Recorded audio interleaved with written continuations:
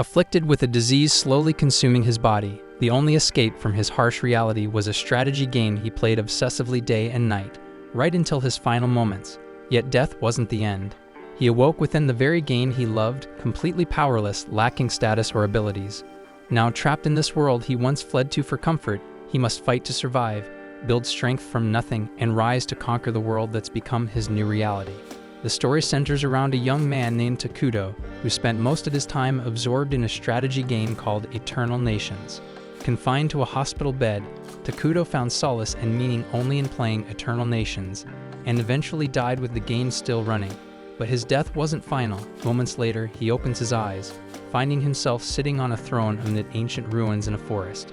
His first thought is about how incredibly fresh and real the air feels. Suddenly, a woman approaches him, gently asking if he's finally awake.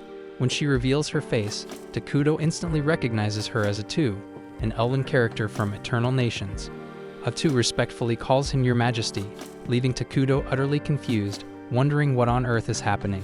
As an experienced anime fan, he quickly figures out he must have somehow been transported into the world of Eternal Nations, the very game world he's spent countless hours in.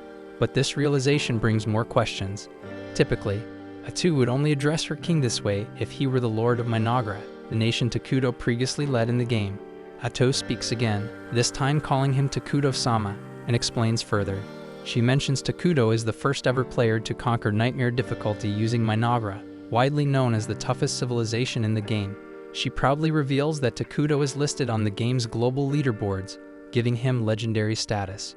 Takuto's confusion deepens even further. How can a mere game character know about things beyond her own game world reality? And Atu gently explains that she remembers everything, every victory, every defeat, each word Takuto ever spoke to her through his screen, and the entire journey they shared together until now. Hearing this, Takuto is overcome with emotion, tears forming in his eyes. He tells Atu how happy he is to finally speak to her directly, confessing she was always his favorite character in Eternal Nations. Atu warmly replies that she feels precisely the same way. Still, none of this clarifies how he ended up here, so Takuto looks at Atu directly and asks if it was she who brought him into this world. Atu honestly admits she has no clue how they got here, as she herself only arrived a few minutes ago. Still, she's certain of one thing. The place they're in feels exactly like the world of Eternal Nations. Regardless of their location, Atu is deeply grateful she's finally met her true king in person. Holding Takuto's hands gently, she urges him to begin their journey anew together. Atu shares her dream of rebuilding an empire with just the two of them, and since Takuto has nothing else left, he gladly agrees to join her quest. When Takuto extends his hand to formally shake on their partnership, Atu suddenly switches to her NPC persona, introducing herself dramatically as Sludge Atu, an illegitimate child born of a fallen world. She solemnly pledges her entire being, mind, soul, and body entirely to Takuto. Though Atu's character is technically evil, the theatrics feel painfully cliché, leaving both her and Takuto momentarily embarrassed. Still, Takuto decides to lean into it, dramatically declaring that alongside Atu, his trusted right hand, he'll establish Mynoghra, the most sinister empire of them all. Takuto then turns to Atu, asking if she remembers what Mynoghra must always do first. Proudly, Atu states they should hide themselves away completely, staying unseen like true recluses to avoid discovery. Taking action immediately, Takuto summons an emergency production scout, a strange insect-like creature with extremely long legs. Given Mynoghra's alignment with evil and destruction, all their units naturally look horrifying, including this scout. Regardless, Takuto issues commands, instructing it to thoroughly investigate their surroundings, and Atu sternly reminds it that disappointing their king isn't an option, and obediently, the scout departs on its assigned task. Takuto then reveals to Atu that he can actually see through the scout's eyes, confirming to both of them that the world indeed works just like the game. He briefly explains to Atu how summoning works here. His current total magic power is at 200 MP, and creating the scout consumed 100 MP. Takuto carefully considers his options for spending his remaining magic points. Building a base would cost only 20 MP, but he also wonders if he should prioritize defense by summoning a warrior. Unfortunately, doing so would consume more power than he currently possesses. In Eternal Nations, Atu is classified as a hero character, making her particularly powerful in combat. But since their new journey has barely begun, Atu's current strength level remains only at level 3. which is quite low. Anyway, thanks to the scouts' reconnaissance, Takuto gains a clear picture of their surroundings, which primarily consists of endless forests. So this setting proves an ideal location for establishing Mynoghra's base, though Atu finds it unsettling that there's absolutely no wildlife or available food nearby. Realizing it would be too dangerous to relocate, Takuto instructs the scout to extend its search and explore an even wider perimeter. Atu then begins feeling downhearted, believing she's not contributing enough to assist her king. Seeing her discouraged expression, Takuto gently reassures her, saying that simply having her by his side is more than enough. Deeply touched by his sincere words, Atu instantly becomes even more devoted to him. Meanwhile, their scout soon discovers a campsite inhabited by a group of dark elves. Takuto hesitates, unsure what their next move should be because accidentally encroaching on another group's territory could cause serious problems, so he figures it's best for them to lay low for now. Atu suggests optimistically that if things do take a turn for the worse, they can simply escape together. Her encouragement boosts Takuto's confidence, so they decide to quietly observe the dark elves from a safe distance and find out what they're doing here. But suddenly, 3 dark elves stumble directly into them, catching both Takuto and Atu off guard. Takuto freezes in surprise, realizing the dark elves he planned to carefully avoid. Those same elves he was prepared to flee from if they ever crossed paths are now standing right in front of them. Both he and Atu remain unsure about how the encounter will turn out, but recognizing the importance of staying calm in situations like this, they manage to maintain their composure. At the same time, the Dark Elves have no intention of harming anyone. They explain that they've recently been driven from the city they once called home and have desperately led their people into the forest to seek safety. And after a difficult journey, they've managed to set up a temporary shelter in this cursed land. However, with no food available, they're in a desperate situation, knowing their children will starve without supplies. Captain Nagi, leader of the Dark Elves, is currently exploring this bleak forest alongside his soldiers, increasingly worried their journey might have been completely futile since the area seems utterly lifeless. Several of Nagi's men start complaining bitterly, arguing it might have been better if they just stayed and died back in the city, rather than starving out here. They recall grim stories about the forest being cursed by a mysterious man, a place where neither life nor love can ever flourish. Nagi quickly warns them against losing hope, reminding his people that if they falter now, their children waiting anxiously back at camp won't have any chance at all. He firmly reminds them their kids still have faith in them, and that turning back empty-handed simply isn't an option. Still, as Nagi continues forward, he can't help but reflect on his soldiers' grim words. Deep down, he knows they're not wrong. The chances of survival here seem impossibly slim.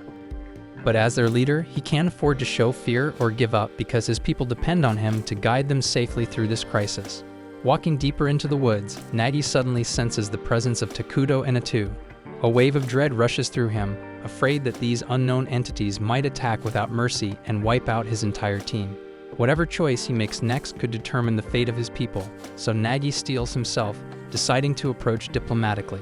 When Nagi finally reaches them, he's taken aback by Takuto's shadowy, spirit-like appearance, though Atu seems relatively normal.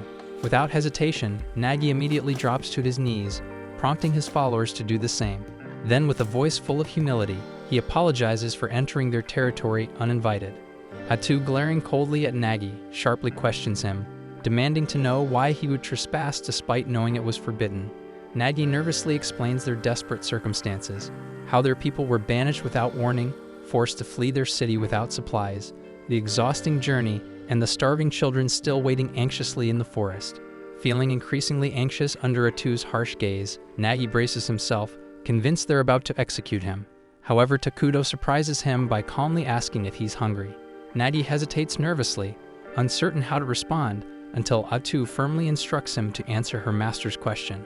Quietly, Nagi admits he is hungry, and immediately, Takuto conjures several apples out of thin air. Nagi stares in bewilderment, never having seen an apple before, unsure if they're even edible. Takuto kindly assures him that the fruit is juicy and delicious, encouraging him to try it. Still hesitant, Nagi looks behind him, shocked to see his men already devouring the apples eagerly. Atu then firmly urges him to eat as well, yet Nagi still feels uneasy. Noticing his hesitation, Takuto promptly conjures pears as well. Now Nagi is openly suspicious, deeply confused by Takuto's generosity. The Dark Elves had always been viewed with hostility, constantly rejected by others. To suddenly encounter someone willing to help without any hidden motive felt disturbingly unnatural. Nagi finally states he'd rather bring the food back to feed the starving children in their camp. But before he can even finish his sentence, Takuto conjures even more fruit for him. Overwhelmed, Nagi can only feel gratitude and disbelief. Meanwhile, back at the camp, the dark elf children lie weak and exhausted, silently praying for rescue. Suddenly, they catch a familiar scent in the air. Their prayers are answered because Nagi and his soldiers have returned, bringing with them more food than they've ever seen. Nagi joyfully tells everyone to prepare for a feast, and soon they're all eagerly eating, and the starving children quickly regain their strength. One of the elves then curiously asks Nagi where he got all the food, but Nagi avoids getting details. Instead, he simply tells them fate finally smiled upon them. Yet deep in his heart, he remains haunted by the memory of the mysterious, intimidating figure he encountered in the forest. After the meal, everyone falls into a peaceful sleep, except for Nagi, who remains awake, staring thoughtfully into the fire. As he stands watch, Elder Moltar approaches quietly, gently pulling Nagi out of his deep contemplation. Moltar expresses gratitude for Nagi's efforts but mentions that the fruit tasted unlike anything he's ever known, even after living 200 years. Nagi nods, agreeing that the fruit definitely tasted strange. Moltar presses him about where the food came from, prompting Nagi to confess they encountered a legendary figure after wandering deep into the cursed forest. Hearing this, Moltar wonders aloud if it was perhaps the King of Ruin, recalling ancient stories about a mythical being said to appear when the world becomes too crowded, destroying everything and returning civilization to darkness. But no one knows if those legends hold any truth, since nobody's ever witnessed it personally. Moltar asks Nagi directly if the mysterious figure introduced himself as the King of Ruin. Nagi admits Takuto never actually introduced himself at all. He only spoke through a servant. Moltar insists there's no way a dark entity like that would offer assistance for free, demanding to know what Nagi promised in exchange. Nagi, however, insists it was purely an act of generosity from Takuto, nothing else. Moltar remains skeptical, arguing no evil being ever offers help without hidden motives. Nagi firmly calls Takuto the Great One, determined to defend him and emphasizing that he simply chose to help. Moltar counters that such a noble title doesn't suit the rumored King of Ruin, but Nagi refuses to budge. He argues passionately that Takuto deserves the respect because he helped them in their time of need, and frustratingly wonders if it might have been better if they'd all died rather than receive such aid. Hearing this, Moltar reluctantly concedes Nagi's point, agreeing to handle negotiations personally when the time comes to repay their mysterious benefactor. Nagi gazes over at his sleeping people, silently questioning when they might finally rest without fear. At the same time, Atu is thoroughly upset with Takuto for wasting valuable mana by feeding total strangers. She sternly forces him onto his knees as he tries to explain he simply felt sorry for them. Atu can't believe his recklessness, reminding him sharply they don't yet know whether Mynoghra will be peaceful or brutal or how many battles might lie ahead, so wasting mana like that could be dangerous. Realizing she might have gone too far scolding her own king, Atu quickly apologizes, but Takuto gently reassures her, reminding her they're partners and that he couldn't survive in this place without her by his side. He also admits feeling awkward around the Dark Elves, suggesting perhaps he's shy. Atu is surprised. She'd assumed Takuto was deliberately playing the role of a dignified king, communicating solely through her as his servant. The two laugh and tease each other playfully for a moment, until Takuto's summoned scout finally returns. The next morning, Nagi readies himself for another trip to see Takuto, prompting Elder Moltar to question if he is truly ready to see the Dark King. Moltar is convinced that since they'd already chosen to rely on the Dark King's help, they must be ready to meet whatever demands he eventually makes. Nagi disagrees, pointing out that Takuto has never mentioned wanting anything in return, but Moltar insists that creatures of darkness always expect compensation for their favors. Still, Moltar reluctantly admits that for now, they have no choice but to trust Takuto, since there's nowhere else left to go, so they decide to visit Takuto together, completely unaware that his insect scout had been observing their entire conversation. Takuto quickly calls back the scout to report to him, and upon hearing that the elves are on their way, he quietly hopes they'll just pick up the remaining food he had prepared yesterday and leave without causing a fuss. Anxiety quickly starts to grip Takuto as he explains to Atu that he's terrible with conversations,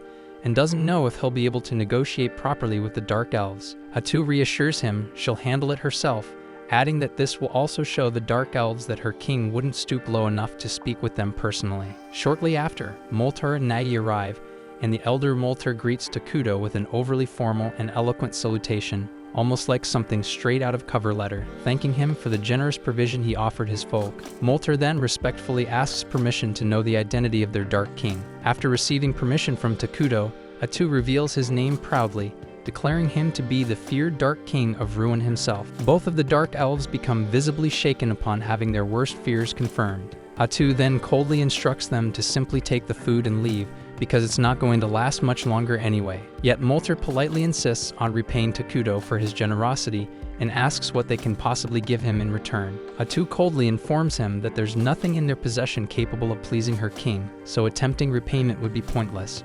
She then questions if the elves even have anything left that they consider valuable at all, causing Moltar to hesitate as he realizes they genuinely have nothing worthwhile to give. Noticing his hesitation, Atu immediately gives him a cold, intimidating stare and suspiciously asks him if he's secretly planning something. Moltar becomes visibly flustered, and Takuto quickly realizes their conversation is going downhill fast, so he immediately signals Atu over to quietly discuss how they should proceed. But Atu becomes frustrated because she thinks Takuto is being way too soft on these two hopeless elves, and she insists these guys have zero clue how to handle negotiations, and if this continues, they'll just turn into an annoying headache later on.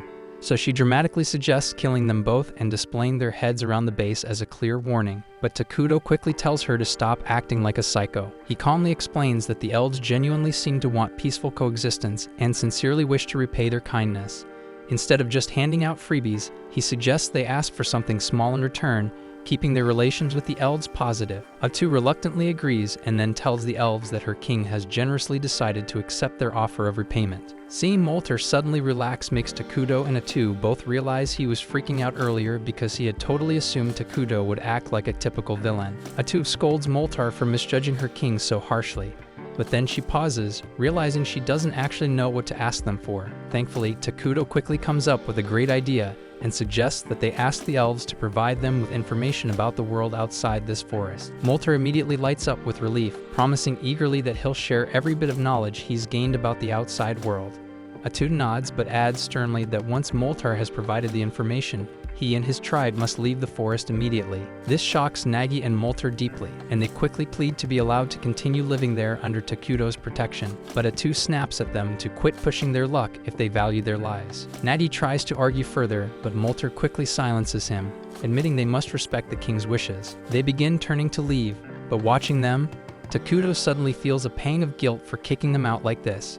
He abruptly changes his mind, telling Moltar and Nagi that instead of leaving, they can become citizens of his kingdom. Both elves freeze up completely, stunned by this unexpected kindness, though no one is more shocked than Atu, who can't believe what she's hearing. She immediately questions Takuto's logic, asking what the hell he's thinking. He calmly reminds her about the refugee system from the game, allowing different races to peacefully join their nation. And since Dark Elves are neutral aligned, he points out they'll easily blend in with their kingdom's evil attribute, making coexistence entirely possible. Atu still isn't totally convinced because evil-aligned species usually end up causing drama among themselves, but Takuto gently refreshes her memory that their main citizens, named homunculi, literally look like humans who got shredded and put back together by a 5-year-old, and there's no way they're going to be hanging out with those creepy things all day. The horrifying image of the homunculi immediately pops into Atu's mind, instantly changing her mind.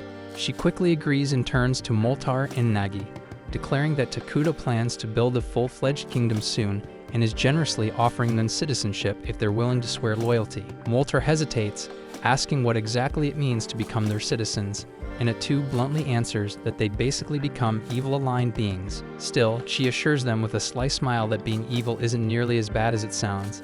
It's actually a lot more fun. Not long after, Takuto and Atu visit the Dark Elves settlement, where everyone anxiously awaits their arrival. They're so terrified that some of the weaker elves pass out at just the sight of Takuto. Calmly, Takuto takes his place on the throne with Atu at his side, who announces clearly to everyone gathered that from now on, they officially belong to their new kingdom Mynoghra.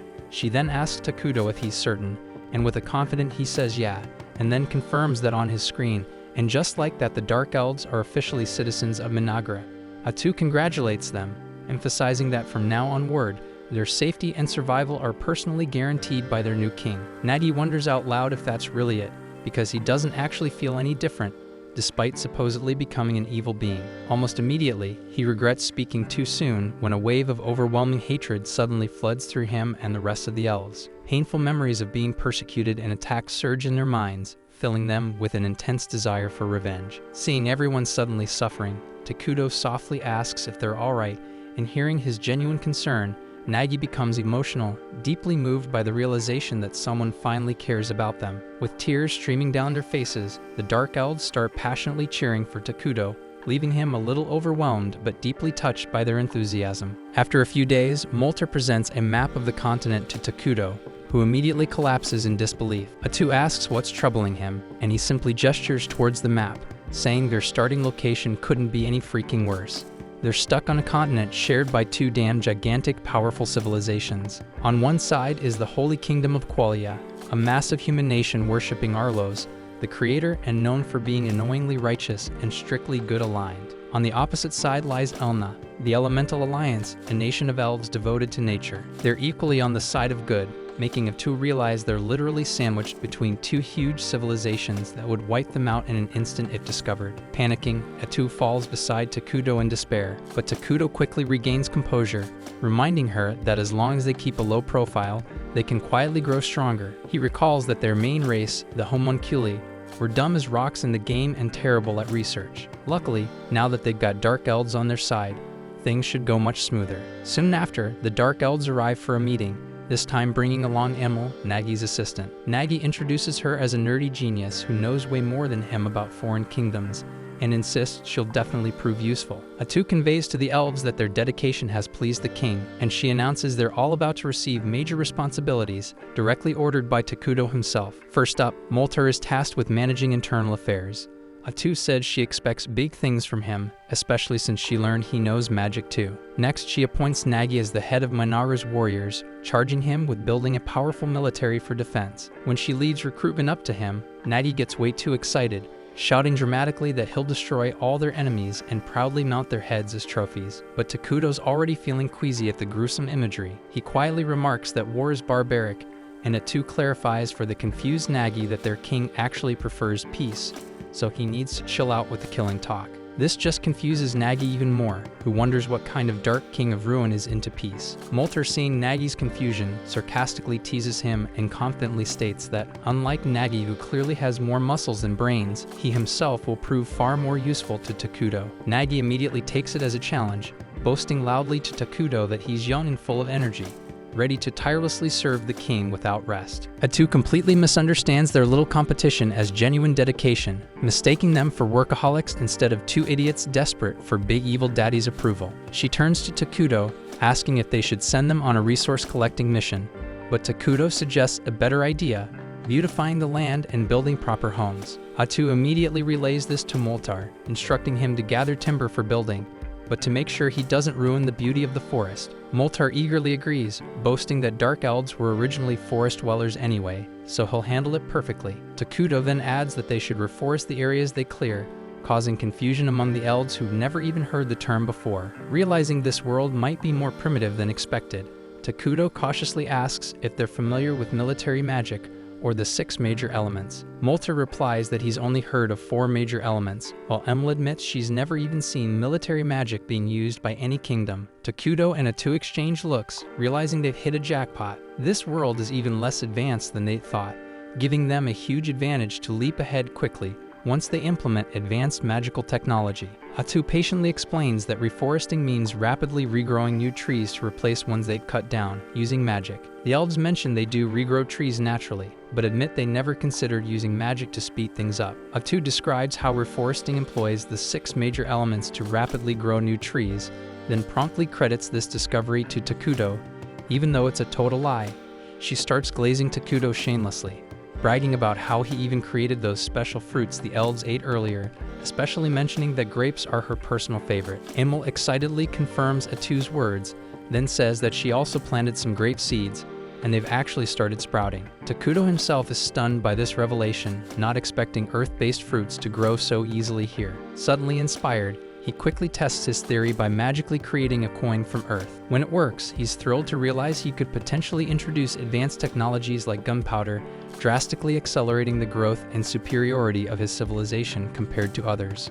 Elsewhere in the Holy Kingdom of Qualia, the situation was starting to escalate as well. Saint Solina led a unit of knights across the snowy foothills, fully committed to eliminating the dangerous beasts terrorizing nearby townlets. The moment a pack of goblins rushed into view, Solina calmly raised her staff, incinerating them instantly with her sacred fire. The holy blaze dissipated into the sky after obliterating the monsters, and gentle sunlight poured down onto the charred earth, prompting flowers to bloom in their place. Turning to his astonished knights, their captain proudly announced that Solina's divine power purged monsters of evil alignment, leaving behind blossoming flower fields, and it was her ability alone that had allowed them to maintain such strong diplomatic ties with the elves. Following the brief skirmish, Solina confronted the cardinal, urging him to send paladins southward, warning that she'd recently sensed an ominous disturbance within the cursed forest.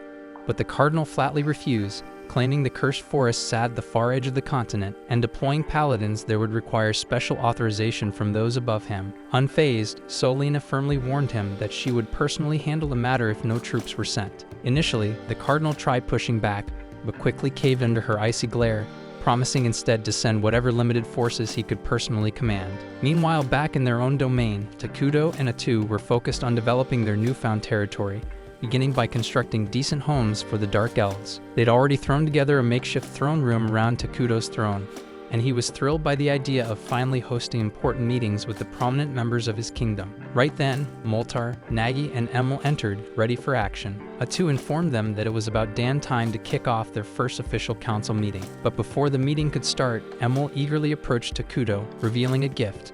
An elegant new outfit that, to his mild embarrassment, was dangerously close to femboy territory. Still, Takuto gratefully accepted the new clothes, admitting his old garments were getting embarrassingly filthy, and thanked the elves sincerely. Oddly enough, the elves couldn't see any visible change in his appearance, but they decided to trust Atu's enthusiastic praise about how perfectly the outfit suited their beloved leader. With the clothing crisis resolved, Atu briskly began the council meeting, only to realize Takuto was still hopelessly lost in admiring himself.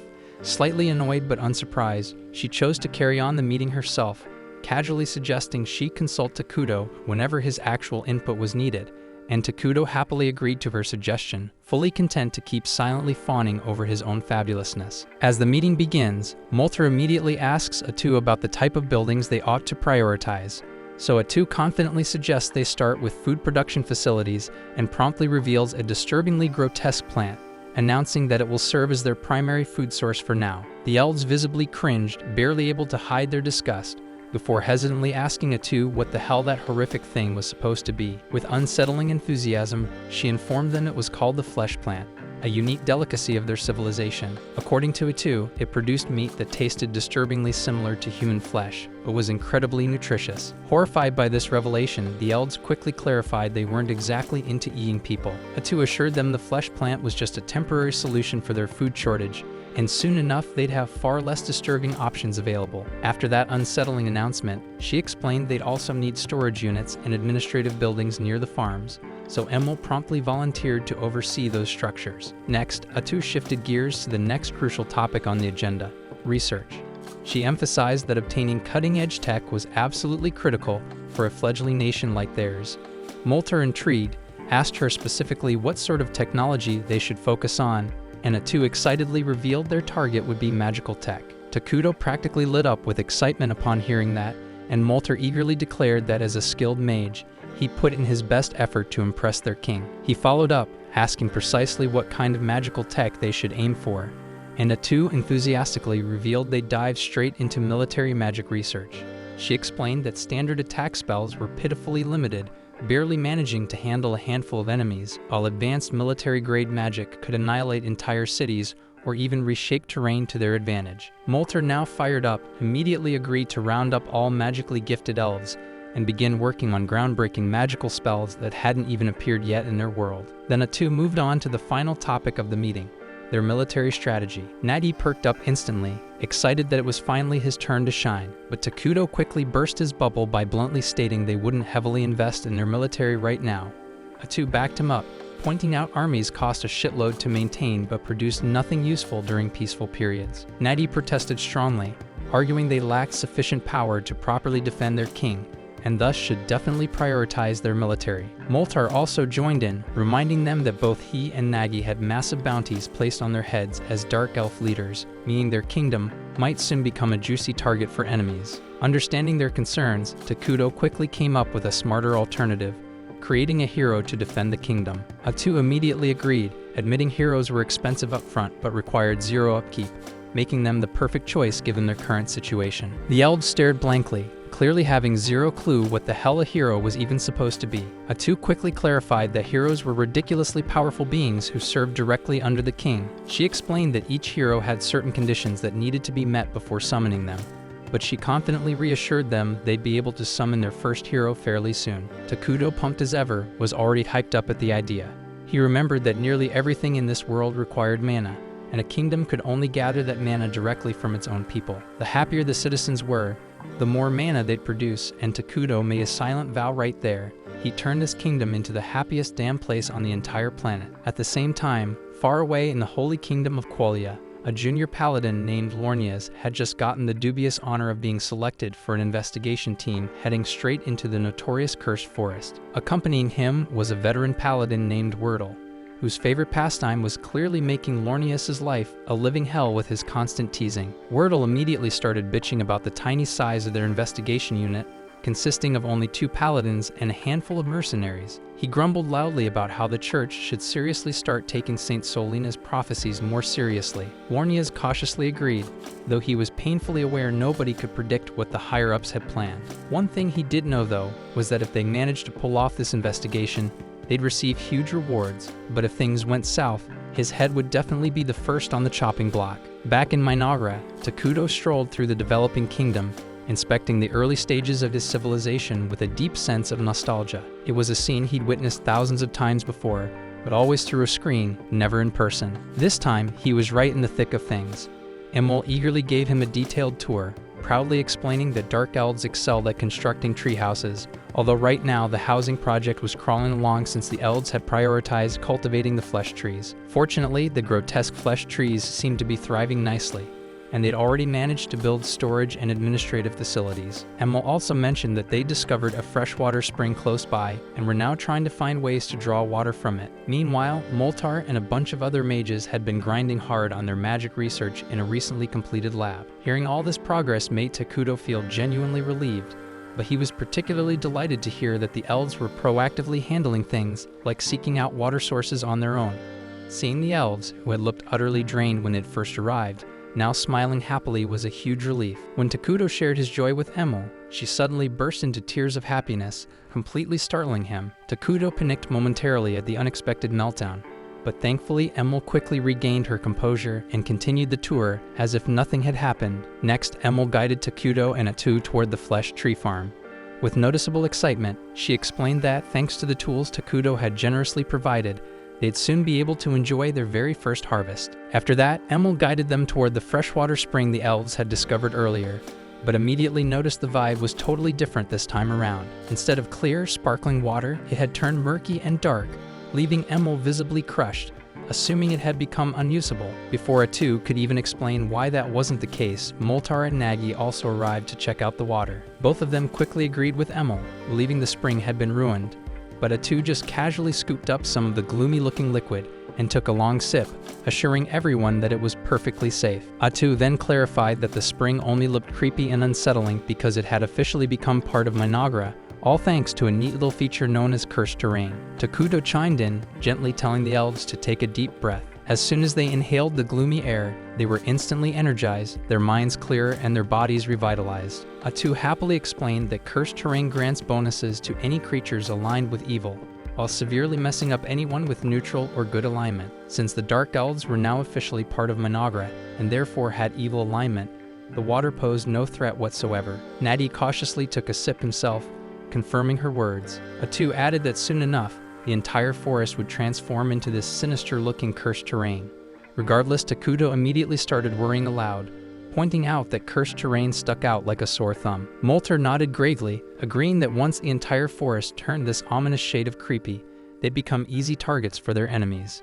Naturally, Natty jumped at the chance to once again insist they desperately needed an army, but both Takudo and Atu reassured him again that their solution was to summon a hero. Moltar, still clueless about what exactly a hero was, pressed for more explanation. Atu decided that a hands-on demonstration would be far more effective than another lecture. Without warning, Atu released a bunch of pitch-black tentacles from her back, effortlessly slicing through the nearby trees like they were toothpicks, before revealing smugly that she herself was a hero. She casually mentioned that she only had about 1% of her full power available, yet she could still obliterate entire armies on her own. Takuto eagerly hyped heroes up even more to the stunned elves, bragging that heroes were truly badass, continuously growing stronger with no effort at all. Realizing he'd gotten a bit carried away, he quickly shifted the conversation and scolded Atu lightly, telling her that showing off didn't require chopping down innocent trees and insisting she clean up the mess afterward. The elves, however, were beyond impressed.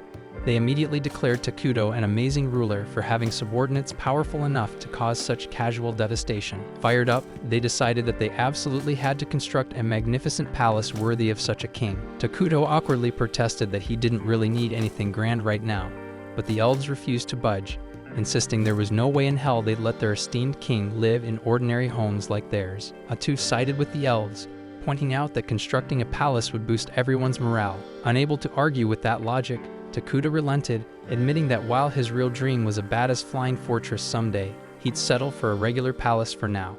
Elsewhere, the investigative team commanded by Lornias and Wordle has finally set out southward toward the cursed forests. Wordle remains disgruntled by their limited numbers, prompting Lornias to remind him this was genuinely the best the Empire could offer, given that most troops were tied up with the turmoil in the north. It turns out a swarm of malicious creatures had unexpectedly appeared across the northern lands, attacking villages and setting everything ablaze. Naturally, any available reinforcements were immediately sent to manage that catastrophe. Hearing this, the mercenaries start chatting amongst themselves, muttering how rough it's going to be for the poor bastards sent north. They all feel relieved they dodged that assignment even if the pay was sweet, because word is, there's a terrifying witch mixed up in that mess, and they'd rather steer clear of anything involving a witch. Lornias, curious about this witch rumor, later corners one of the mercenaries, a guy named Bargo, to ask about it. Bargo admits the rumor is that a single witch is behind all the northern chaos, but Lornias dismisses the idea outright, saying no single person could possibly control that many monsters. Bargo quickly agrees, figuring it must actually be some sort of cult activity. But then Wordle chimes in, telling Bargo to shut his mouth before he accidentally curses them all. Lornias then snaps at Wordle, noticing that the guy's been drinking on the job again. He starts lecturing him about how, as paladins serving their god, they're not even allowed to touch alcohol. But Wordle dismisses his scolding casually, even challenging him to a theological debate before abruptly losing interest when a waitress brings him another round of drinks, which prompts him to flirt shamelessly instead. Bargo then turns back to Lornias, seriously asking why the Empire sent 2 paladins this far south. He starts worrying again about the possibility of another witch being involved, openly admitting that if that's the case, he and his men might pack up and bounce before things go south. Lornias honestly replies he doesn't know the details either, but just then Wordle butts back in, casually mentioning he's already gathered some intel from his new waitress friend. Apparently, a bunch of dark elves recently fled into the cursed forests, and the higher-ups likely just want someone to keep an eye on them. Hearing this, Vargo instantly relaxes, saying they'd better deal with the dark elves quickly. After all, those bastards are notorious for their nasty curses and stealthy assassinations. Lornias completely agrees, saying that ignoring the dark elves now will only lead to bigger trouble down the line. But Wordle immediately tells him to calm down and take it easy, reminding him this mission is strictly recon. If things even hint at getting messy, they're packing up and running the hell out. But Lornias, always a stickler about vanquishing evil wherever it shows up, stubbornly insists that as paladins, retreating from danger isn't an option. Wordle scolds Lornias, telling him to stop chasing glory and only fight when it's absolutely necessary, instead of jumping into danger every chance he gets. He reminds Lornias that he's got family waiting at home, and so does everyone else on this mission, so they need to think twice before risking their lives. Meanwhile, back in Mynoghra, the first harvest from the flesh trees is finally ready, sitting atop a massive altar at the center of town. Takuto stands in front of the fruit pile as all the dark elves watch him intently, eager to see what's about to go down. Suddenly, Takuto channels his mana directly into the fruits, and right before everyone's eyes, they transform into a giant bug monster. The elves are utterly blown away, amazed that Takuto just created life from a bunch of weird fruits. Atu immediately starts hyping him up, boasting that this miracle isn't even 1% of Takuto's true power. She tells the elves that with their ongoing devotion, Takuto will become even stronger and pull off even crazier feats, and they erupt in cheers for their king. Later on, Takuto returns to his throne, relieved that he successfully managed to produce a bug monster in exchange for food. Though it was a standard feature in the original game, he still doesn't fully grasp how exactly this mechanic works out in the real world. However, Atu tells him they shouldn't sweat the details, since they'd now established a reliable method to produce more creatures to serve the kingdom. She excitedly adds that it's about time they moved on to the next phase of their plan, and Takuto agrees, mentioning he'll summon a hero as soon as they've stockpiled enough mana. Excited, Atu asks who he plans to summon, and Takuto casually replies that he's thinking about calling Isla Queen of the Bugs. Atu nods, saying that's definitely a solid choice, while Takuto enthusiastically starts explaining Isla's perks. She can buff all insect-type monsters, allowing them to dominate on the front lines, and she can also produce larvae to handle mundane tasks, providing essential support to the kingdom on multiple fronts. Atu appreciates that he clearly put serious thought into this choice, and Takuto sheepishly admits that Isla was honestly the only safe option available, since the other potential heroes are completely unhinged. Atu wholeheartedly agrees, joking that the other heroes would require years of intensive therapy. Takuto chuckles in response, acknowledging he hopes to summon them eventually, but definitely not anytime soon. Meanwhile, Lornias and the group finally arrive the Dark Continent, quickly running into their first major threat, and it's a towering hill giant. Lornias immediately tries to command the mercenaries into a defensive formation, but Wordle cuts him off, telling them all to chill because he'll handle this big guy himself. He bluntly adds that they don't have time to waste, and it'll be faster if everyone just stays out of his way. The rest of the group watches in awe as Wordle calmly walks toward the hill giant with his sword drawn, completely unfazed by its monstrous size. Wordle channels holy energy into his blade, while the giant, oddly polite, waits patiently until he's done. When the giant finally swings his massive club, Wordle casually blocks the blow and slices right through it like it's made of cardboard. Not missing a beat, he launches himself at the stunned monster, delivering a whirlwind of rapid slashes before the giant even has a chance to process what's happening. With the giant crashing down lifelessly, Wordle casually strolls back to his teammates like he just finished a casual morning workout. Lornias is absolutely hyped, immediately praising Wordle and confidently declaring that their mission is practically in the bag now that they've got him. But Wordle's serious expression quickly sobers everyone up, making Lornias uneasy with his skepticism. Meanwhile, back in Mynoghra, Takuto is happily munching down on a burger when Atu gently nags him to eat something healthier. Takuto playfully protests, reminding her that he's spent way too long in the hospital surviving on boring, flavorless health food, so now he's determined to explore all the tasty junk food life has to offer. He then gets a little worried when he realizes Atu herself has been surviving exclusively on salads for days, but she reassures him that this diet suits her just fine. They chat for a while about how quickly construction has progressed lately, when Takuto suddenly remembers something important. He asks Atu to call Moltar and the others once they're finished eating, since the new scout bugs they recently created have completed mapping the nearby areas. He reveals that he's planning to deal with a human settlement they discovered nearby, asking Atu first to confirm if the town belongs to the Holy Kingdom of Qualia. She's fairly confident the settlement is independent and aligned neutrally, which is a huge relief for Takuto, since it means negotiation might actually be possible. Takuto optimistically hopes nothing disastrous occurs during their interaction, and Atu jokes that he's definitely jinxing them by even mentioning it. Takuto laughs confidently, assuring her nothing crazy like that could happen. But of course, at that very moment, he receives an urgent message from one of the bugs. An armed group is heading directly toward their forest. Takuto instantly grows serious, instructing Atu that they should try resolving things peacefully if possible, but if push comes to shove, they better be prepared to throw down. At the same time, the armed group making their way into the forest is none other than Lornia's and Wordle's crew. As they push deeper, Wordle suddenly raises a hand, signaling everyone to stop because he's sensed someone's presence approaching them. Sure enough, Atu emerges from the trees wearing dark clothes that completely conceal her identity. Wordle immediately demands she identify herself, and Atu calmly claims she's a dark elf who's found refuge here alongside her people because there's nowhere else safe for them to go. Wordle acknowledges her situation but bluntly tells her to step aside because their group has orders to investigate this forest. Atu firmly responds that they shouldn't go any further, causing Wordle's instincts to flare up, sensing something shady going on. But before he can say more, Lornias rudely jumps into the conversation, yelling at Atu and demanding how she dares disobey a servant of God. Wordle sharply snaps at him,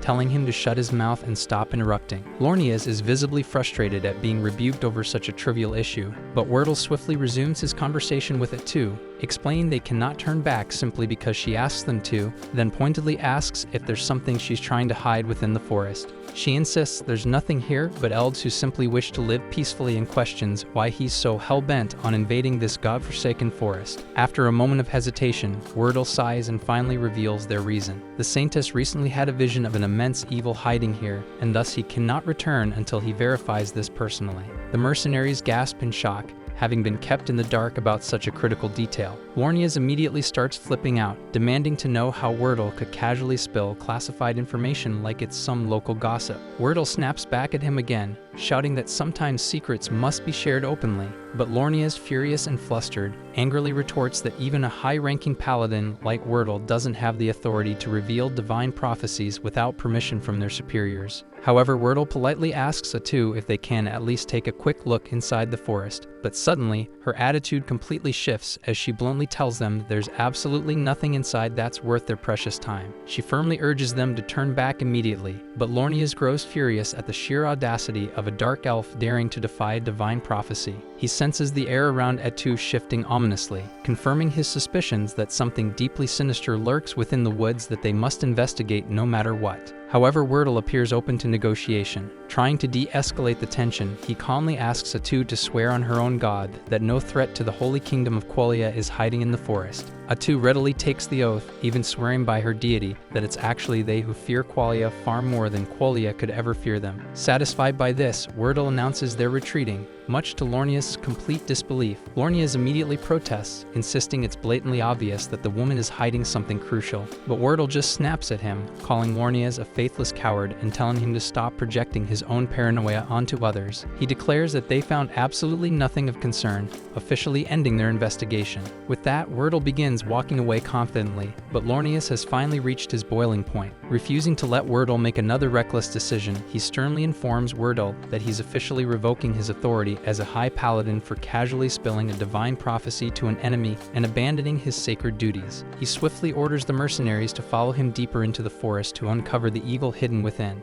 Bargo quickly agrees, mostly because Lornias is the guy signing their paychecks, and there's no arguing with money. Atu desperately pleads with them one final time to stop, but Lornias coldly ignores her and commands his men to capture her immediately, even as Wordle shouts at him not to escalate the situation further. Atu lets out a weary sigh, sadly acknowledging that peaceful negotiations have collapsed into utter failure. Seconds later, the mercenaries suddenly find themselves skewered on Atu's spikes, transformed into human kebabs before they can even blink. Lornias himself was knocked out, and when he woke, he never even comprehended what hit him, and the only one who did see everything and is still alive is Wordle, and he shouts at Lornias that they're dealing with an actual freaking witch. Atu then calmly sheds her disguise, remarking regretfully how unfortunate it was that peaceful talks had to end so violently. Apparently, a few more of those jerks are still kicking, prompting Wordle to immediately shout for somebody to hurry back and alert the kingdom about this nightmare. But Bargo quickly dismisses that idea,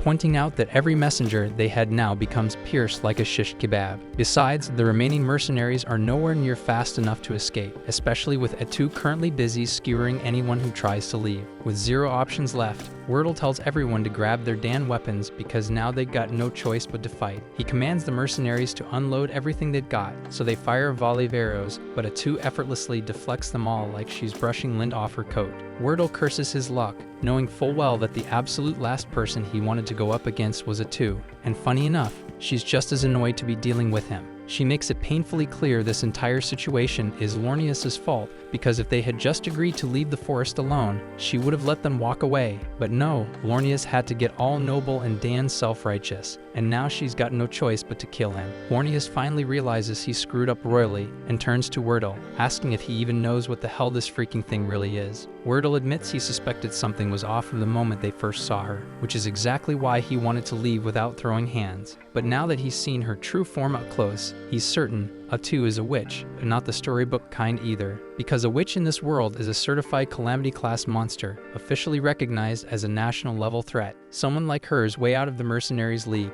so Wordle orders them to fall back and leave this to him and Lornias. Both men charge Atu, reciting their sacred prayers to power up their attacks. Atu doesn't take them seriously at first, just blocks their strikes and mocks them for being so weak. But then they actually manage to slice through 2 of her tentacles, and suddenly she realizes this might not be the cakewalk she thought. She quickly figures out their holy magic is giving them bonus damage against her demonic body, and Wordle assumes that if they just cut off all her tentacles, she'll be helpless. Not wanting that to happen, Atu grabs 2 of the nearby mercenaries and takes them hostage, using their bodies as meat shields to stall their assault. But Wordle coldly tells Lornias that if they don't stop Atu now, she could eventually turn her wrath toward Quolia, and for the sake of the entire nation, sacrifices have to be made. Lornias hates the idea, but he grits his teeth and agrees. With zero hesitation, both men charge forward again, slicing through the hostages and Atu's final 2 tentacles in one clean, ruthless strike. Atu's honestly surprised they had the balls to slice through their own allies like that.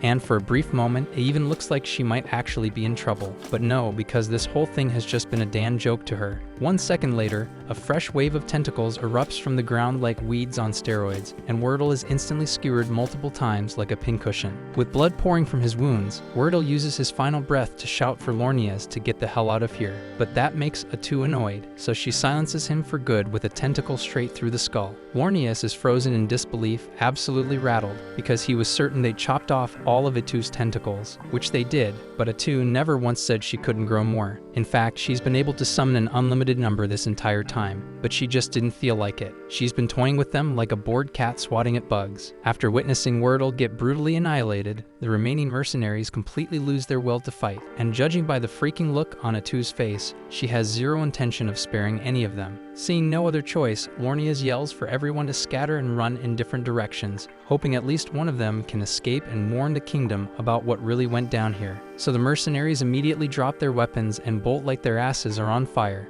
Atu surprisingly doesn't bother chasing them. She just watches them go, sighing in annoyance, wishing they'd done that in the first place because it would have saved her a ton of effort. Lornias, however, stays behind, determined to keep her occupied. He then charges her with everything he's got, holy sword gleaming. But to his utter horror, Atu blocks the strike flawlessly, using the exact same holy sword technique. He stumbles back, unable to comprehend how a monstrous creature like her could possibly have access to a sacred technique meant only for the pure. Normally, that would have been impossible, but Atu coolly explains that when she killed Wordle, she absorbed all of his experience and sword skills. Every ounce of training, every technique now hers. With a grin, she begins attacking Lornias using Wordle's own moves, mocking him as she does. She even praises Wordle, saying he was truly worthy of being called elite. But sadly, he died because Lornias couldn't keep his damn mouth shut. Then she leans in, taunting him, asking if he ever thought about making it home to his wife and daughter. That's when the blood drains from Lornias' face because he never said a word about his family. That's when it hits him. She didn't just take Wordle's skills, she took his damn memories too. And if Atu can do that,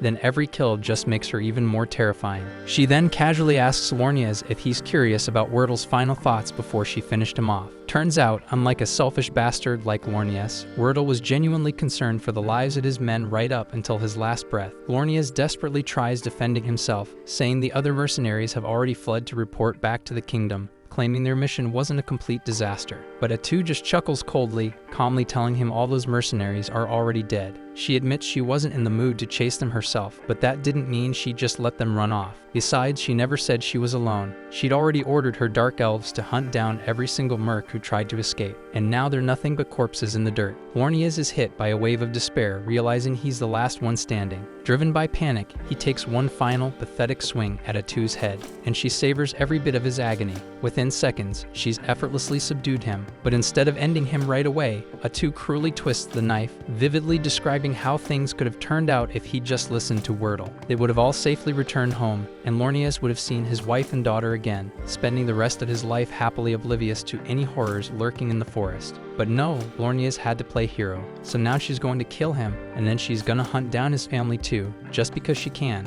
Atu reveals she can easily pluck the image of his wife and daughter right from his memories, names, faces, address, everything, and she's absolutely petty enough to follow through. Hell, she might even slaughter every single person living in the villages Lornias passed on his way here. And while each of them is dying the most painful death imaginable, she'll make damn sure they know it was Paladin Lornias who brought hell down on them. Lornias screams, desperately begging her not to do it, but Atu's already bored of his whining, finally putting an end to him just to shut him up. Right after Lornias hits the ground, Natty comes up to inform Atu that all the escaping mercenaries have been dealt with, so there won't be any survivors to spread word of today's events. Atu calmly thanks Natty for his efficiency and instructs him to handle disposing of the corpses too. But before Atu can leave, Natty hesitantly asks if she's serious about her plan to slaughter Lornias' family and anyone he's ever crossed paths with. Atu just laughs, saying she was just talking smack to scare the hell out of Lornias before finishing him off. She clarifies that mass genocide is way too exhausting, and besides, she's a self-proclaimed peace lover. So starting pointless fights is just too exhausting for her tastes, and she's not about that life unless someone forces her hand. With that out of the way, she cuts the chat short because she urgently needs to talk to Takudo. Moments later, Atu approaches Takudo and shares something odd she noticed before the fight. Wordle called her a witch, despite her clearly being classified as a hero. He also rambled something about a witch causing trouble up north.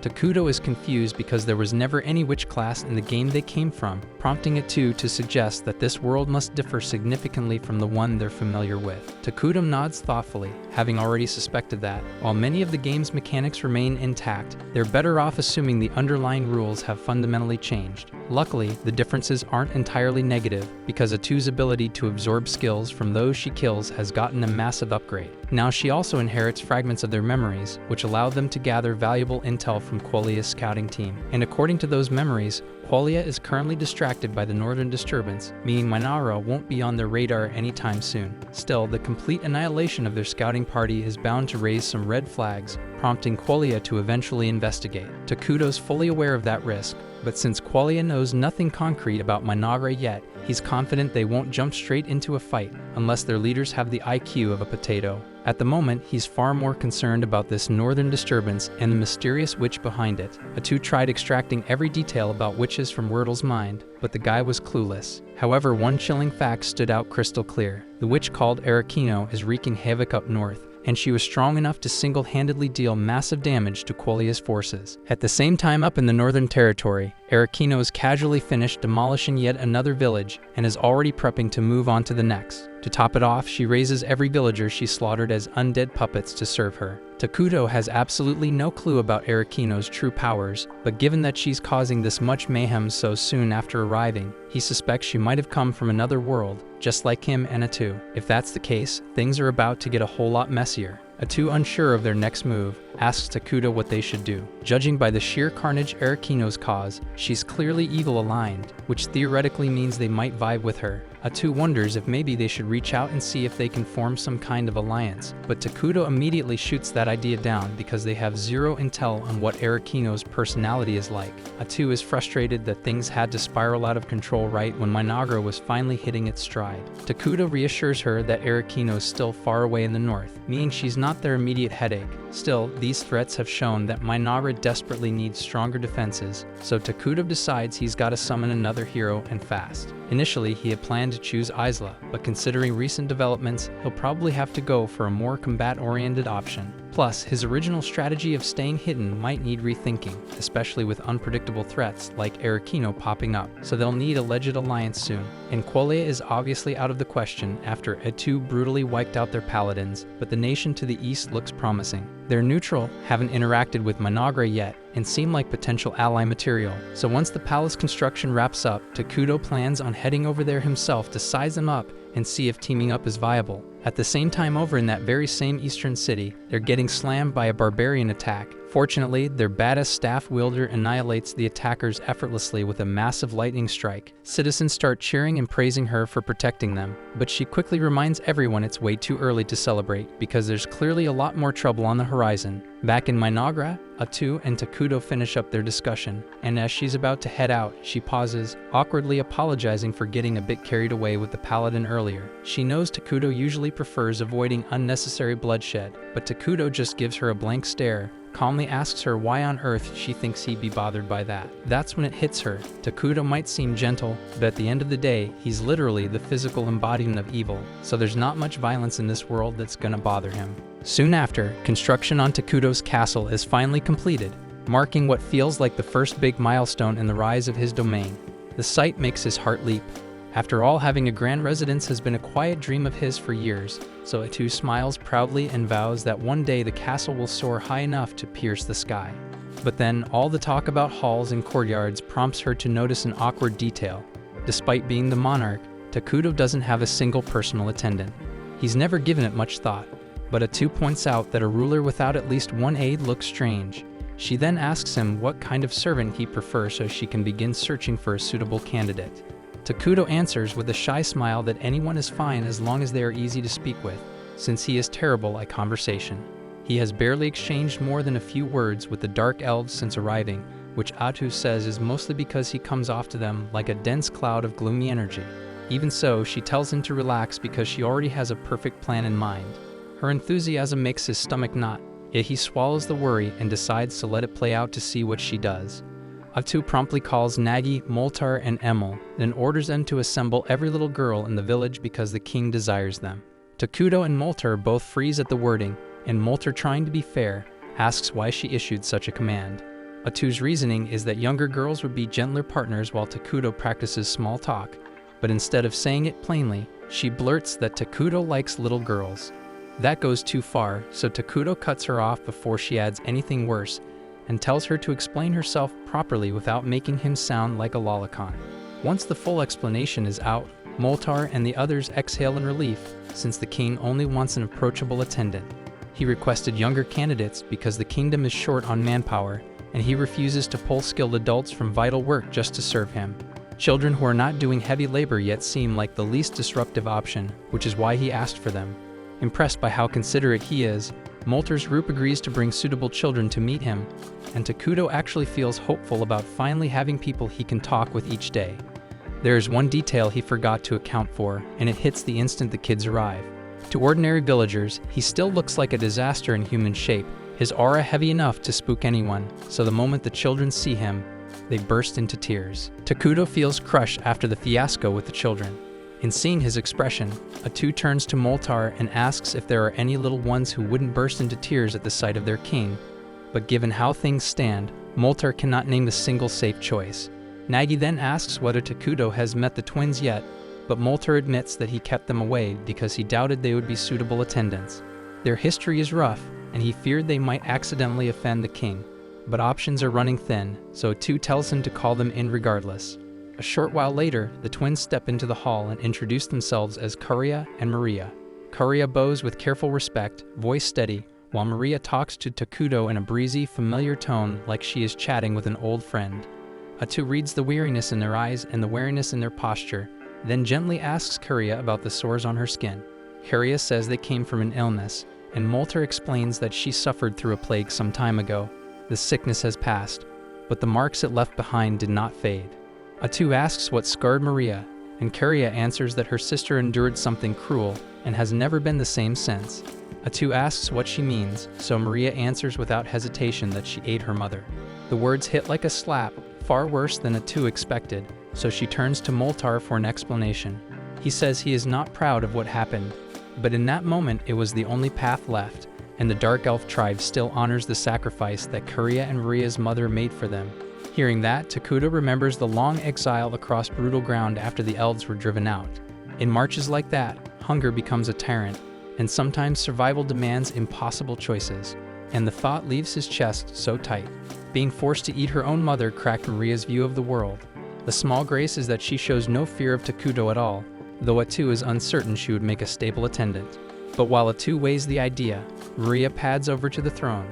Standing close, she peers up and says he looks white to her. Takuto blinks at that, surprised since almost everyone else describes him like walking darkness, but Maria sees something different. With a smile, he asks if she would be willing to serve as his attendant and look after him, and Maria nods and says she will try her best. So Takuto formally appoints her as his servant, and also as a candidate for leadership within the Great Mynoghra. Atu is astonished because that is the longest back and forth Takuto has ever managed with anyone besides her. But despite Maria seeming willing, Karia has barely spoken, so Takuto gently asks for her thoughts on the offer. Karia says that as Maria's younger sister, she is duty-bound to stay at her side, and if Maria wishes to serve as Takuto's attendant, then Karia will stand with her and do the same. The answer makes Takuto visibly happy, and he tells them that starting today, they are responsible for looking after him. while Nagi and Molter trade uneasy looks at the choice.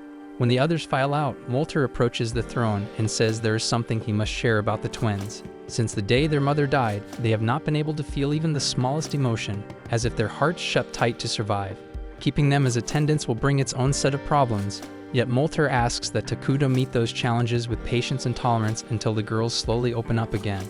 The next morning, Maria and Karia begin their official service, and the hiccups start right away. Maria walks in with a glass of water, catches her own toes, and splashes the whole thing on Takudo. Karia quickly offers a cloth, apologizing for her sister's slip, because this is not the only time something like this shit has happened. But Takudo calmly says it is fine and that he is not angry. Moments later, Atu enters, disappointed to see that Maria has botched another simple task, but Takudo asks her to go easy on them. Atu hates how often they fumble, yet if the king refuses to punish them, there is nothing she can do. She then reminds Takudo that he has a meeting on the schedule, and since they are his attendants, Maria and Karia are required to be present too, so they need to keep their manners tight. The council gathers soon after, and Emil delivers the first report. She oversees construction, and with the palace finished, they now have a surplus of workers available. There is also a large stock of materials still in storage, so they are in a strong position to launch another project right away. Takudo and Atu back Emil's recommendation and authorize construction of a clinic at once, since they urgently need a place that safeguards the health and safety of Mynoghra's citizens. Emil answers that she will mobilize crews immediately, and with building matters set for the moment, Atu asks to hear from whoever oversees resource collection. It turns out Emil also carries that portfolio, which means they will likely need to expand staff soon. She reports that gathering food and raw materials is proceeding smoothly, and thanks to Takudo's assistance, they have been securing daily necessities the nation cannot produce on its own. However, that method burns through a great deal of Takudo's mana, so alternative supply routes must be found soon. Because leaning on emergency production this often is not perfect, but for now it is a critical cost. Takudo answers without hesitation that they can keep leaning on him, then adds that they must prioritize buildings and research that raise his mana output so the burden eases over time. Atu then thanks Emil for the grind and moves the agenda to magic research. Molter rises to deliver his report, and he has successfully devised military magic. But at the moment, he alone can wield it, but with enough practice, he is confident his subordinates will learn to do the same. And they may even be able to cast stronger spells by tapping the palace's supply of ruined mana. But since Takudo has made it clear he does not intend to start wars, opportunities to use that power should be rare. But for now, Atu instructs Molter to concentrate on the 6 major elements in the magic skill tree, because those branches will best support national development. Then, Atu asks Nagi for the army update, and he reports that their forces currently field 5 scout bugs, and most of their time has gone into mapping the unknown reaches of the accursed land. The terrain outside the forest is largely open plains, which lets them probe that region with a lower chance of being seen. Even so, stealth remains a top priority for Mynoghra right now, so the scouts are operating under strict limits on how far and how boldly they can range. Atu says it is fine, since they already have a thorough survey of the forest in hand, then tells Nagi to put the scouts on routine sweeps along the woodland perimeter. He asks if she truly wants every bug shifted to patrol duty, and she can read the worry about their current fighting strength. She answers that she alone can swat any threat that shows up, and on top of that, she and Takudo have already settled on creating a new hero, and Takudo adds that they will go ahead and summon Isla after all. Takudo then asks whether all the prerequisites have been gathered, so Molter reports that timber and rations are stocked and ready, though the heavy mana cost is still an issue. After plenty of back and forth and a little compromise, the council wraps, and Takudo feels quietly proud of how well everyone is carrying their load. He then heads toward the throne chamber, papers in hand, when Maria bumps into him and sends the meeting documents skittering across the floor. Karia bows, apologizes for her sister, and hurries to help gather the pages, only for the two of them to tug the same sheet and tear it clean in half. They glance up, bracing for a scolding, but Takudo simply tells them it is all right and takes his seat without raising his voice. Maria steps closer and asks him straight if he is a bad person. By alignment he counts as evil, so she follows by asking why he has not killed them yet. They have been bungling constantly and pulling mistakes that would get servants executed, yet he keeps sparing them, and they cannot comprehend why. So Takudo asks what they think separates a good person from a bad one. Maria answers that a good person only does good deeds and a bad person only does bad, but he tells her that is only half true. A good person must keep choosing the right thing, so they do not lie, they do not steal, and they do not kill without cause. But a bad person does not have to do the worst thing every time because they act out of self-interest and do what they want, whether others like it or not. In his case, what he wants is to treat them gently, so there is nothing wrong with letting small mistakes slide. And he adds that he already noticed they have been staging some of those blunders on purpose to try to make him furious. The sisters finally confess that all the mistakes were deliberate. They kept poking at boundaries, hoping he'd lose his temper and end them because in their heads, what they did means they don't deserve to keep living. Takuto understands why self-forgiveness feels unreachable after something like that. He can't truly stand in their shoes, yet he's certain their mother chose that sacrifice so her daughters would continue, not vanish. He tells them plainly that they are free, and the truest way to honor her choice is to live fully, not shrink into guilt. The road ahead will be rough and uneven, and some days will ache more than others, but he promises to stay beside them at every single step and shoulder what he can. The sisters crumble, tears pouring as they wrap him in a tight embrace, clinging until the storm in their chests eases. A few hours later, Atu walks in and finds both girls asleep across Takuto's throne. A tiny flash of jealousy pricks her, but business comes first, and she reports to him that the survey on the nearby city is done. The nearby city is called Dragontan, and it belongs to Fonkeven, a neutral nation where multiple races live side by side. So Takuto thinks that this diversity should make talks and trade more manageable with them, but he also flags a concern because Dragontan sits way off the trade path, and that location worries him. Atu explains the reason for that location.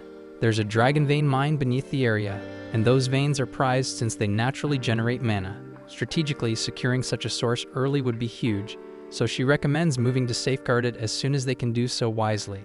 But the report also notes that Dragontan is currently under assault by barbarian groups like ogres and goblins, and the defenders are clearly struggling to hold the line.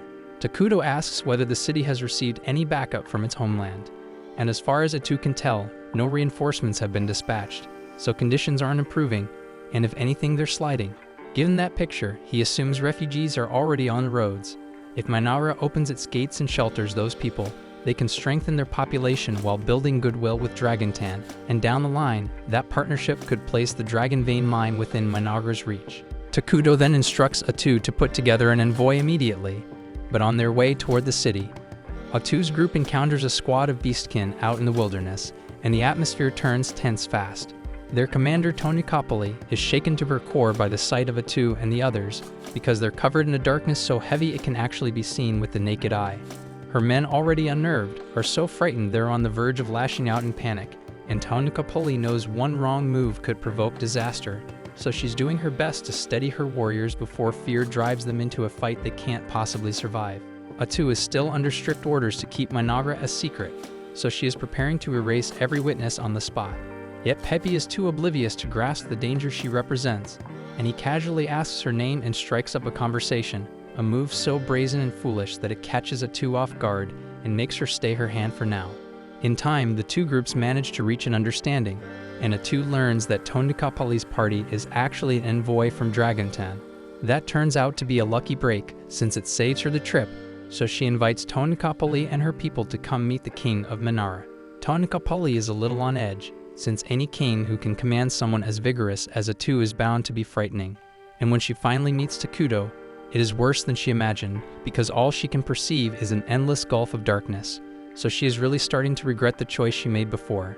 Then we see that before they crossed paths with Atu, the group had been attacked by a giant out in the barren lands. So Pep, one of the staff bearers, used grass magic to locate the giant and drag it down. Sadly, with brain power apparently stuck in the single digits, he doesn't think things through, so instead of finishing the damn job, he stands on its chest and starts demanding applause for his magic. And predictably, the giant tears free and flings Pepe aside. But just before it can crush him, Tonikopoli steps in and weaves grass and earth magic together, pinning the giant hard against a rock, then tells her men to kill it. Tonikopoli then turns around and smacked the shit out of Pape's head, and told him to quit acting like a damn fool, because as the lone junior staff bearer, people's lives may one day hinge on his choices. Pape says he will try his best, yet he plainly fails to grasp how serious his role is. If giants keep battering Dragontan, it is only a matter of time before the city is wiped out, and they have no clue what is provoking the attacks in the first place. Their lone lead is a rumor about a calamity surfacing in the accursed lands, so Tonikapoli said she planned to investigate and drill a little responsibility into Pipe while she was at it. She dragged him along, and now she regrets that choice because one wrong move from him could get them all executed. Soon after, Pape blurts out and asks Takudo to be friends, and Tonikapoli panics, since speaking so brazenly to a king could merit execution. She apologizes and tries to cover for his outburst, but to her shock, Takudo actually seemed pleased by the offer and says he would be happy to be friends with him. Afterward, a welcoming banquet is prepared for Pape and Tonikapoli's party, and once everyone takes their seats, Maria and Caria bring each of them a glass of apple juice. Tonikapoli sips and is astonished, because she has never tasted anything this good, and the quality of the glassware here surpasses the work of the finest artisan on the continent. Pape loves the juice too, so he asks Maria for another pour, and before the extra drink even arrives, he bounds out of his chair and starts praising Nagi for his massive muscles. Then he goes to show off his magic to Moltar, and everyone lets him do as he likes, since Takudo seems fond of him. Takudo is struck by how effortlessly social Pepe is in any situation, and he is glad they managed to become friends. But he has never actually had a friend before and does not quite know what friends are supposed to do together. Then, while Tonikapoli scolds Pape, Takudo caught his attention and asks whether he would like to play a game. The room falls silent for a moment because no one expected those words, and Takudo begins to feel awkward. Then Pape cheerfully agrees to play with him, so the two of them sit down together to play. They start with a game Pape invents on the spot, where each of them takes a single blade of grass and they tug against each other to see which strand snaps first. Tonikapoli fears Takudo might feel slighted by such a simple pastime, yet he's clearly having a great time. They keep playing for a while, and Pep tries several of the games Takudo dreamed up. He says it was a blast and even suggests Takudo could sell them in Dragontan. But Tonikapoli slices him off because it isn't Pete's damn place to make important decisions on behalf of their city like that. Takudo is actually relieved that Pipi mentioned trade, since he's been planning to open negotiations with Dragontan for some time. But before he can move forward, he knows he'll have to put aside their personal friendship and approach the matter purely as a ruler. After they finish eating, Atu calls Tonikapoli over and asks her straight out why she came to the accursed lands in the first place. The question clearly unsettles her, but she answers honestly. Her homeland has been under relentless assault from the barbarians. Atu is startled that the barbarians are striking Dragontan when they typically steer clear of big cities, and Tonikapoli says that is exactly why she came to uncover what could be driving their behavior. Takudo then asks if that means Dragontan lacks the military strength to fight the barbarians effectively, and Tonikapoli's pulse jumps because if he learns how bad things are in Dragontan, Mynoghra might decide to overthrow them rather than negotiate. She lies and says Dragontan still has sufficient power to drive the barbarians off, while insisting their unusual movements demanded inquiry regardless. Her explanation convinces everyone that Dragontan can still handle itself. But then Pape, bless his big mouth, blurts out that he's confused, since earlier Tonikapoli told him they were here because Dragontan would be doomed if they don't learn why the barbarians are attacking. Adu can't help pitying Tonikapoli for having to wrangle Pape constantly, but she and Takudo make it plain that they have no designs on Dragontan, so she can relax. For the moment, their attention is fixed on internal rebuilding, so launching wars or swallowing neighbors isn't on the agenda. The barbarians, though, are a different matter, and that threat cannot simply be shrugged off.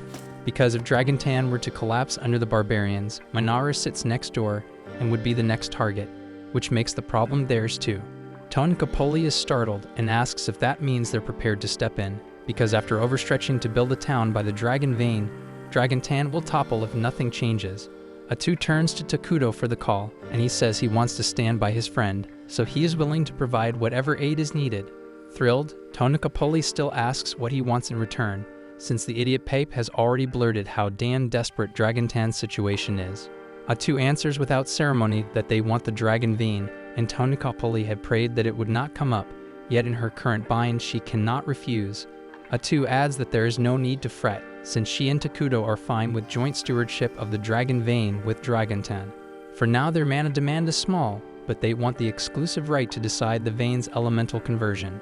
That revelation stuns Tonikapoli because Mynoghra already has the method to convert raw mana into elemental power, a milestone that would have taken Dragontan 10 more years. It becomes obvious that Mynoghra's society is well ahead of theirs, so an alliance would pay huge dividends. Even so, tradition says the call belongs to Pepe, and he may be a fool at times, yet as the youngest staff bearer, he is by extension the nation's future ruler. He also reads people well, so she asks if he wants to proceed with the alliance, and Pape says he wants to be buddies with everyone in Mynoghra. And with that settled, the two realms make the alliance official. Not long after, Atu convenes a strategy session to lock in the terms with Dragontan.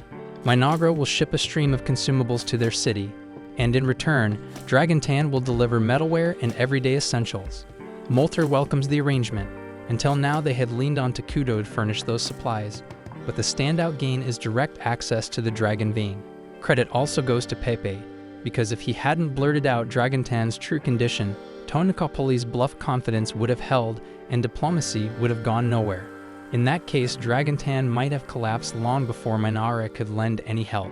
Takudo even wonders if Pepe is actually a fool or if he nudged events on purpose to reach the best result. Switching topics, Atu says they need a plan for managing relations with Dragontan from here on. Maria and Curia trade puzzled looks and ask whether anyone actually knows what Dragontan is like as a country. They chase the negotiations so hard they forgot they have never set foot there, and real alliance maintenance means understanding an ally's culture and values. When Takuto was playing the game, forging friendship took a single tap, so it never occurred to him that keeping it now would demand sustained effort. Given the gaps, Atu proposes their first move be to scout the capital, Crescent Moon, even though it sits far from Mynoghra. However, a detailed look would take quite a while, so Takuto suggests postponing that for now, since the immediate priority is helping Dragontan repel the giants. Even so, Molter reminds them that visiting another nation isn't something you just do. There are protocols to follow. Maria and Curia then raise their hands and ask if they could simply go for fun, and childish as it sounds, the idea is actually smart. If they treat it as a friendly call before sending an official mission, they can set out immediately. Molter then volunteers to go, but Takuto feels he is far too senior to serve as a courier.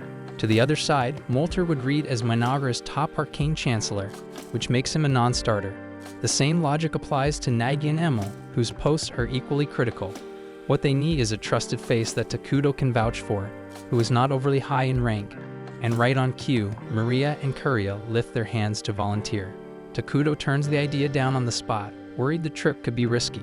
So Atu offers to take the assignment, but Molter reminds her she is Takuto's most trusted confidant, and aside from Takuto, arguably the most indispensable person present. Maria and Curia then step up to Takuto and remind him that he granted them the freedom to make their own choices. So right now they want to do everything they can to help him, even if it is risky. Takuto hesitates to approve the mission, but he cannot bring himself to refuse those earnest faces, so he eventually agrees to let them go, and Atu sulks, jealous that Takuto yielded to someone else's cuteness. Emil still voices concerns about sending the pair alone, but Takuto says it is fine since he already has skilled escorts in mind. After the council breaks, Takuto returns to the throne room, and Atu is still pouting about his capitulation to Maria and Curia's request, leaving him unsure how to proceed. He turns to Maria for advice, and she says he should tell Atu exactly how he feels, so he decides to give it a try. He walks up to Atu and apologizes for making her feel uncomfortable. But she does not need to fear about being replaced because he is extremely thankful for everything Atu does for him, and for the fact that she is always at his side. So he tells her there is no one he would rather be with, and that is all Atu needed to hear. In fact, she is already picturing a happily married life with Takuto, and while he has no freaking idea what is running through her head, he is simply glad she is no longer upset. A little later, Takuto leads Maria, Curia, and Atu to the clinic, though none of them understands why he brought them there since no one is ill. Takuto explains that the clinic was inexpensive to build, so he went ahead and put it up on a whim. But since Maria and Curia will soon head out on a mission, he figures he may as well assign the new plague doctors he created to escort them as protectors. Takuto then stepped forward and opened the door, revealing the newly appointed medical personnel. He explained to Maria and Curia that these weren't just ordinary doctors. They were combat-trained medics capable of both treating injuries and defending the group if needed. Atu followed up by officially assigning the unit as their escorts for the journey to Dragontan, and in addition to ensuring their safety, the medics had a second objective: to observe local traditions and gather as much insight as possible about their way of life and the region's culture. The medics responded with eagerness, promising to integrate smoothly into human society and absorb as much knowledge as possible. Takuto, pleased by their energy, decided to reward their enthusiasm early. he announced their new names, Ichiro, Jiro, and Saburo. The three were thrilled to receive official titles and expressed their gratitude with excessive excitement. So much so that both Takudo and Atu began second-guessing whether they were the right picks for such an important job. Kariya didn't seem too impressed either, but Maria is clearly enjoying the chaos and plays along with their over-the-top behavior. Elsewhere, deep within the city of Dragontan, the mayor, a high-strung elf named Antic, was reaching her breaking point after days buried under endless paperwork. She'd accepted the mayoral role hoping to escape the stiff politics of elven society and maybe find a decent guy to settle down with. Instead, she'd ended up with chronic back pain from sitting too long, a growing dependence on alcohol, and a crushing workload. And just to make things worse, she'd recently been informed that she was expected to collaborate with a mysterious group known as the Forces of Darkness, specifically some unknown nation called Mynoghra. Right as she was mid-rant, a knock came from her office door, making her jump. In her frustration, she snapped and told her assistant to leave her alone. Realizing she overreacted, she quickly composes herself and asks what's going on, and her assistant reports that some individuals were waiting to speak with her. Antic asked if they had an appointment, and they didn't, so she scoffed and said her time was far too important to waste on unannounced visitors. But when the assistant mentioned that the guests were representatives from Mynoghra, Antic immediately changed course. Understanding the weight of the visit, she sprang into action, prepared some tea, and headed off to meet Maria and Kariya face-to-face. When Antic arrived at the designated meeting room, she presented herself as Dragontan's mayor and gave her guests a formal welcome. However, the three dark-cloaked figures standing silently behind Maria and Kariya immediately unsettled her because she hadn't expected them. She couldn't help but question what Tonukapoli had been thinking when arranging a deal with people like this. Still, it was her duty to handle the situation, so she composed herself, took a seat, and thanked them for making the long journey. Maria and Kariya then introduced themselves as official envoys of Mynoghra, and Antic responded with polite compliments, acknowledging their manners. But beneath her composed expression, she was far more focused on the fact that they're dark elves, and that alone would have been enough to make her wary. She also found the trio standing behind them suspicious and silently guessed they were elite assassins. Still, she buried her doubts and continued the meeting with a friendly attitude. She apologized for not arranging a proper reception, explaining that their arrival was unexpected, but Maria and Kariya assured her that it wasn't an issue. As Antic reflected, she remembered something Tonukapoli had mentioned before, two dark elf twins being personally trained by the king of Mynoghra, marked as future leaders. Now that they were sitting directly across from her, she felt her nerves spike. One wrong move, and she could be responsible for sabotaging Dragontan's diplomatic future. Trying to stay calm, she asked what brought the pair to her city. The question caught Kariya off guard since their visit wasn't tied to any official mission, and she struggled to come up with a response. Before the silence grew awkward, Jiro stepped forward and explained that they had come at the invitation of staff bearer Pepe, who had invited them for a visit. He clarified that this was a cultural exchange, more like students on a study tour and not a formal diplomatic trip. Antic felt a wave of relief. If this wasn't the beginning of any official negotiations, then the pressure was far lower.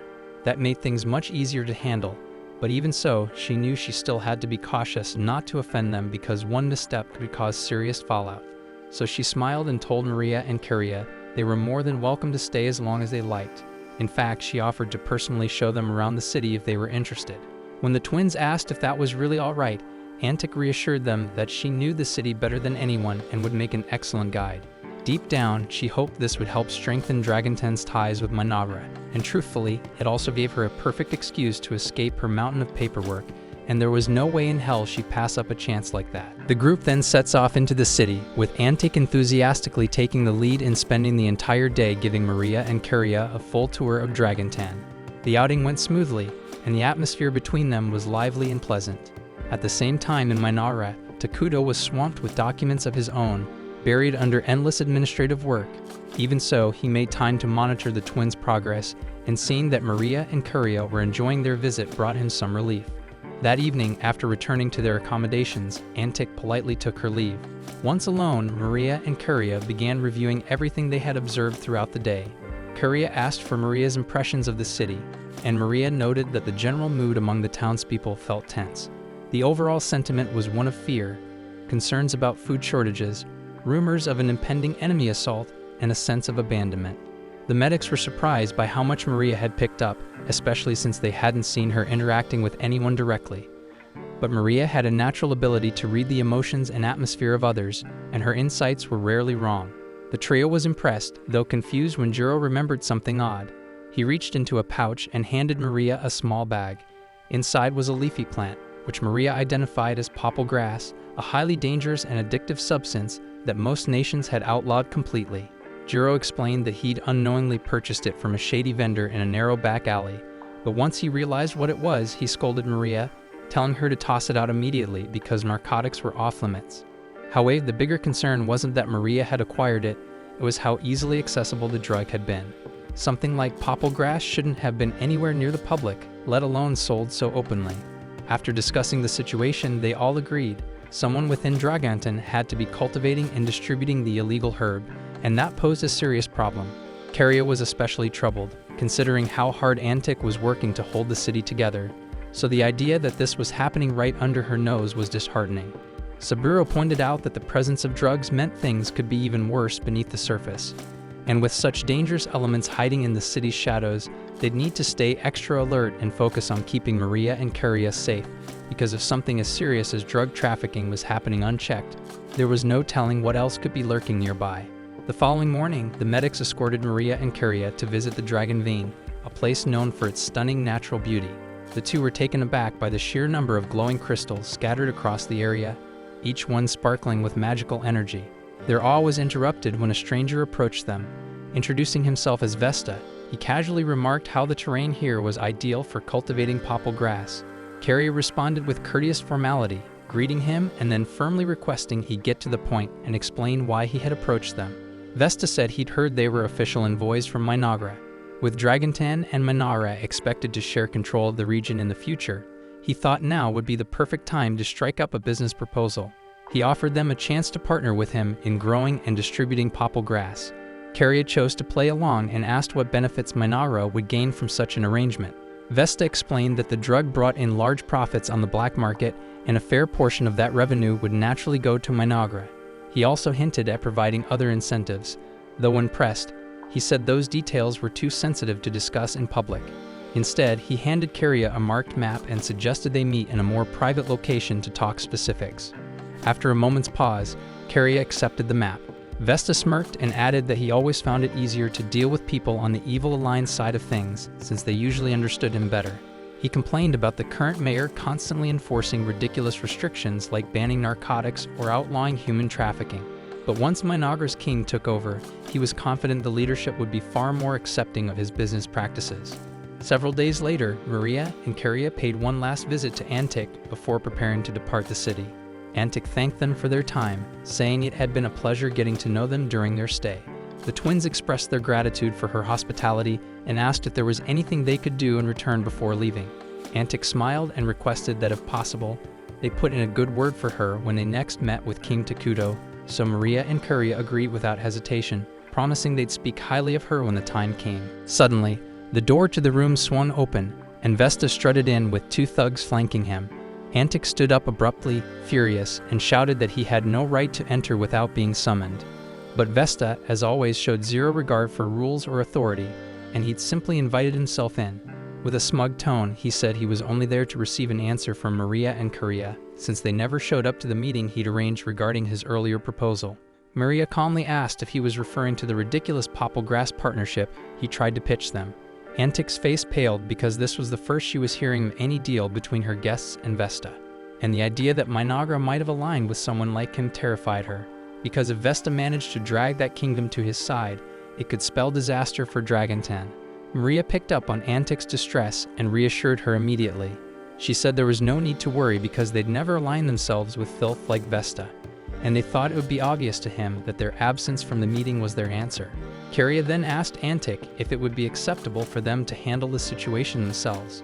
Though Vesta was clearly detestable, she wanted to avoid causing an international stir by taking unauthorized action. Antic told them they were free to do as they pleased because Vesta had been a menace to the city for too long, and it was about time someone put him in his place. On cue, the medic stepped forward, ready to deal with him. But strangely, Vesta didn't look intimidated in the slightest. In fact, he grinned with confidence and held up a syringe, and inside were concentrated extracts of the popple plant, and according to him, A single dose was potent enough to turn anyone into a hopeless addict with no will of their own. Maria and Karia exchanged a look because they knew exactly what his plan was, and he came here intending to use the drug against them, so they asked if he'd really thought through what he was doing. Sure, they might seem like harmless girls, but laying a hand on them meant declaring war on the kingdom of Mynoghra, and their king Takuto wasn't someone to cross lightly. But Vesta, blinded by arrogance, believed he could simply control the situation. His brilliant plan was to enslave Maria and Karia with the drug and use them to blackmail Takuto. What he didn't factor in was the presence of the 3 loyal guards standing between him and the girls. He handed the sirens to his men and ordered them to seize the twins. But before they could make a move, a sword flew across the room and embedded itself into the wall, mere inches from Vesta's head. Spinning around in shock, he found his henchmen lying in mangled heaps, taken down in an instant. Back in Mynoghra, Takuto was enjoying a peaceful tea break with Atu. He looked quite satisfied, reflecting on how useful the medics had turned out to be during Maria and Karia's mission because their contribution had far exceeded his expectations. And speaking of them, Emil was still curious about Takuto's decision, and asked why send medics along with the twins instead of a standard squad of warriors. So Atu clarified with a calm smile that the 3 weren't ordinary healers, they adored humans and demi-humans, perhaps a little too much. Though masters of medical science, they had a dark side as well. While they could stitch a body back together with expert care, they also had a habit of snacking on brains every now and then, so when provoked, they were utterly terrifying. At the same time in Dragontan, the so-called medics had just finished slicing Vesta's henchmen apart with clinical accuracy. Now the trio was bouncing gleefully around the room, holding up pieces of flayed skin like prize trophies for their collection. Antic dropped to her knees in horror, paralyzed by the sight of the medic's true nature. So Maria walked over to gently console her, trying to calm her nerves, even as the medics danced with a freaking human skin. As for Vesta, no amount of pleading would save him now. Trembling, he begged for mercy. But Karia stepped forward with cold finality. She told him that his involvement in the drug trade wasn't her concern because that alone wouldn't have earned her wrath. But the moment he dared to threaten her sister, tried to use mind control drugs on them, and worst of all insulted their glorious king Takuto, he sealed his own fate. So without a trace of sympathy, Karia gave the order, and minutes later, Vesta was gone. In his place stood the 3 medics, now cheerfully dressed in fresh skin suits, crafted from Vesta himself. And Antic could barely process what she was seeing, so Karia turned toward her and offered a lighthearted apology for the mess in the office. She even asked if Antic would like them to cover the cost of cleaning, but Antic, barely keeping it together after literally shit herself, quietly muttered that it wouldn't be necessary. Karia thanked her warmly for her understanding, flashing a sweet, innocent smile. But in the wake of what just happened, that Dan smile felt even more disturbing than the scene of dismembered corpses. At that moment, Antic deeply regretted taking the position of mayor, but it was too late to turn back now because this was her reality, and she'd just have to survive it. The moment the group steps back into Mynoghra, they're immediately called into a meeting, where Atu is clearly fuming and ready to let them have it. But before she even begins chewing out the others, she turns sharply toward Takuto and demands an explanation. Why didn't he intervene, especially knowing he'd been watching the entire incident unfold from the beginning? Takuto, looking a bit embarrassed, admits that he didn't want to come off as overbearing because he figured it'd be best to let the girls handle things on their own. But unfortunately, that hands-off approach clearly didn't go the way he'd hoped. Atu reminds Maria and Karia that she had specifically told them to keep their violent tendencies in check. Yet despite the warning, they still enthusiastically gave the medics the green light to execute people. As for the medics themselves, even if it was necessary to eliminate Vesta and his men, they went way over the damn line by skinning him alive in front of Antic. Fuming, Atu announces that none of them are allowed to leave until they've each written a thorough apology essay, promising to behave better next time. Several hours later, the team regathers in the strategy room to go over Dragontan's current situation. Based on the intel brought back by the Twin Scouts, Dragontan is in serious trouble. The city lacks the resources to maintain public order. Crime is running rampant, and on top of that, they're constantly under attack from barbarians.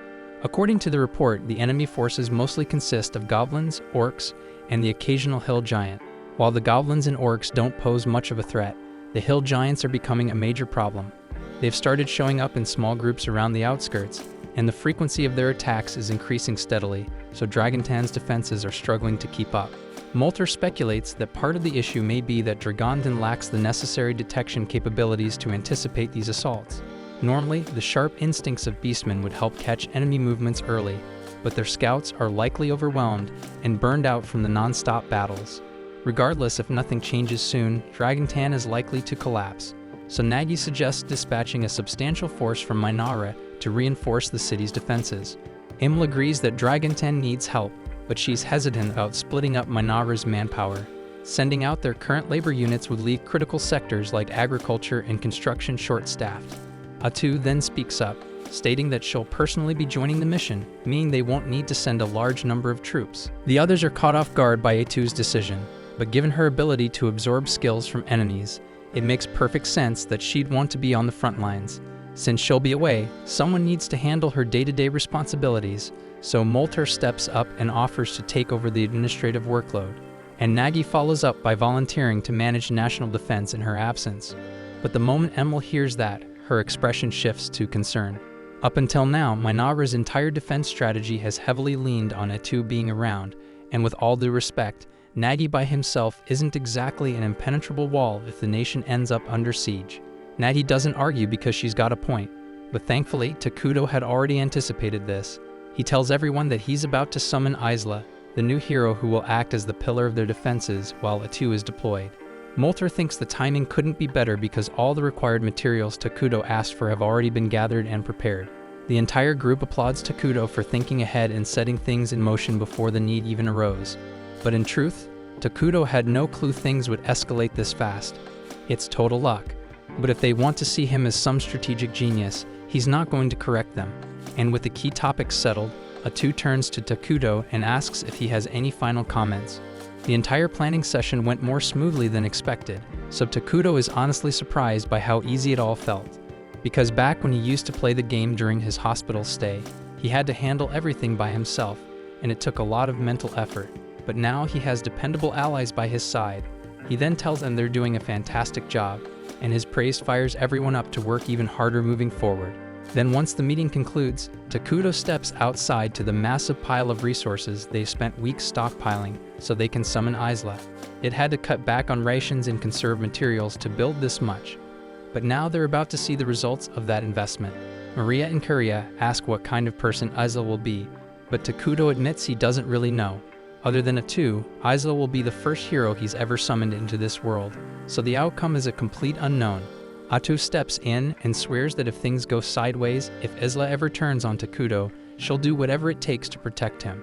Her confidence is enough to calm his nerves, but even so, Takudo gently tells her to look after herself too, because losing her is something he absolutely can't afford. Takudo starts the hero summoning ritual, and as the vast pile of materials is consumed, a glowing cocoon takes shape midair. Isla is about to emerge at any moment, and Takudo braces himself, heart pounding in anticipation. But to his relief, his worry turns out to be unnecessary, because the instant Isla opens her eyes and sees him, she lowers her head in reverence and thanks him for allowing her the honor of addressing him. She formally introduces herself as the sovereign of all insects and pledges unwavering loyalty to Takudo and the kingdom of Mynoghra. Takudo feels a wave of reassurance wash over him because Isla is still on their side, but just to be sure, he gently asks if she remembers who he is. She takes a moment, but soon enough, recognition dawns. She identifies him as the same Takudo who once played the game endlessly, year after year. She beams, clearly happy to see him again, but before their reunion gets too emotional, Atu steps forward and cuts in. She firmly asks Isla if she's truly serious about devoting herself to Takudo in this world. Isla turns to her, remembering her from back then, and smiles. She finds Atu's serious tone amusing and gives her a playful pat on the head. Atu flushes red with embarrassment, insisting she just answered the question already. With a soft laugh, Isla replies that she wouldn't want to serve anyone else. Takudo was the only player who ever unlocked her true potential, so it's a privilege to stand beside him once more. Then shifting gears, she asks Takudo to fill her in on the current state of affairs, as she still doesn't know what exactly her role here entails. Sometime later, the three of them are back in the palace, and Takudo has just finished explaining everything to her. Isla now fully understands that she's been summoned to act as Mynoghra's defensive hero, allowing Atu to go forward with her expedition without leaving the capital vulnerable. Even though she knows this is the best course of action, Atu can't hide her reluctance. Ever since arriving in this world, she and Takudo have been together constantly. This will be their first extended separation, and she knows they're both going to feel the absence.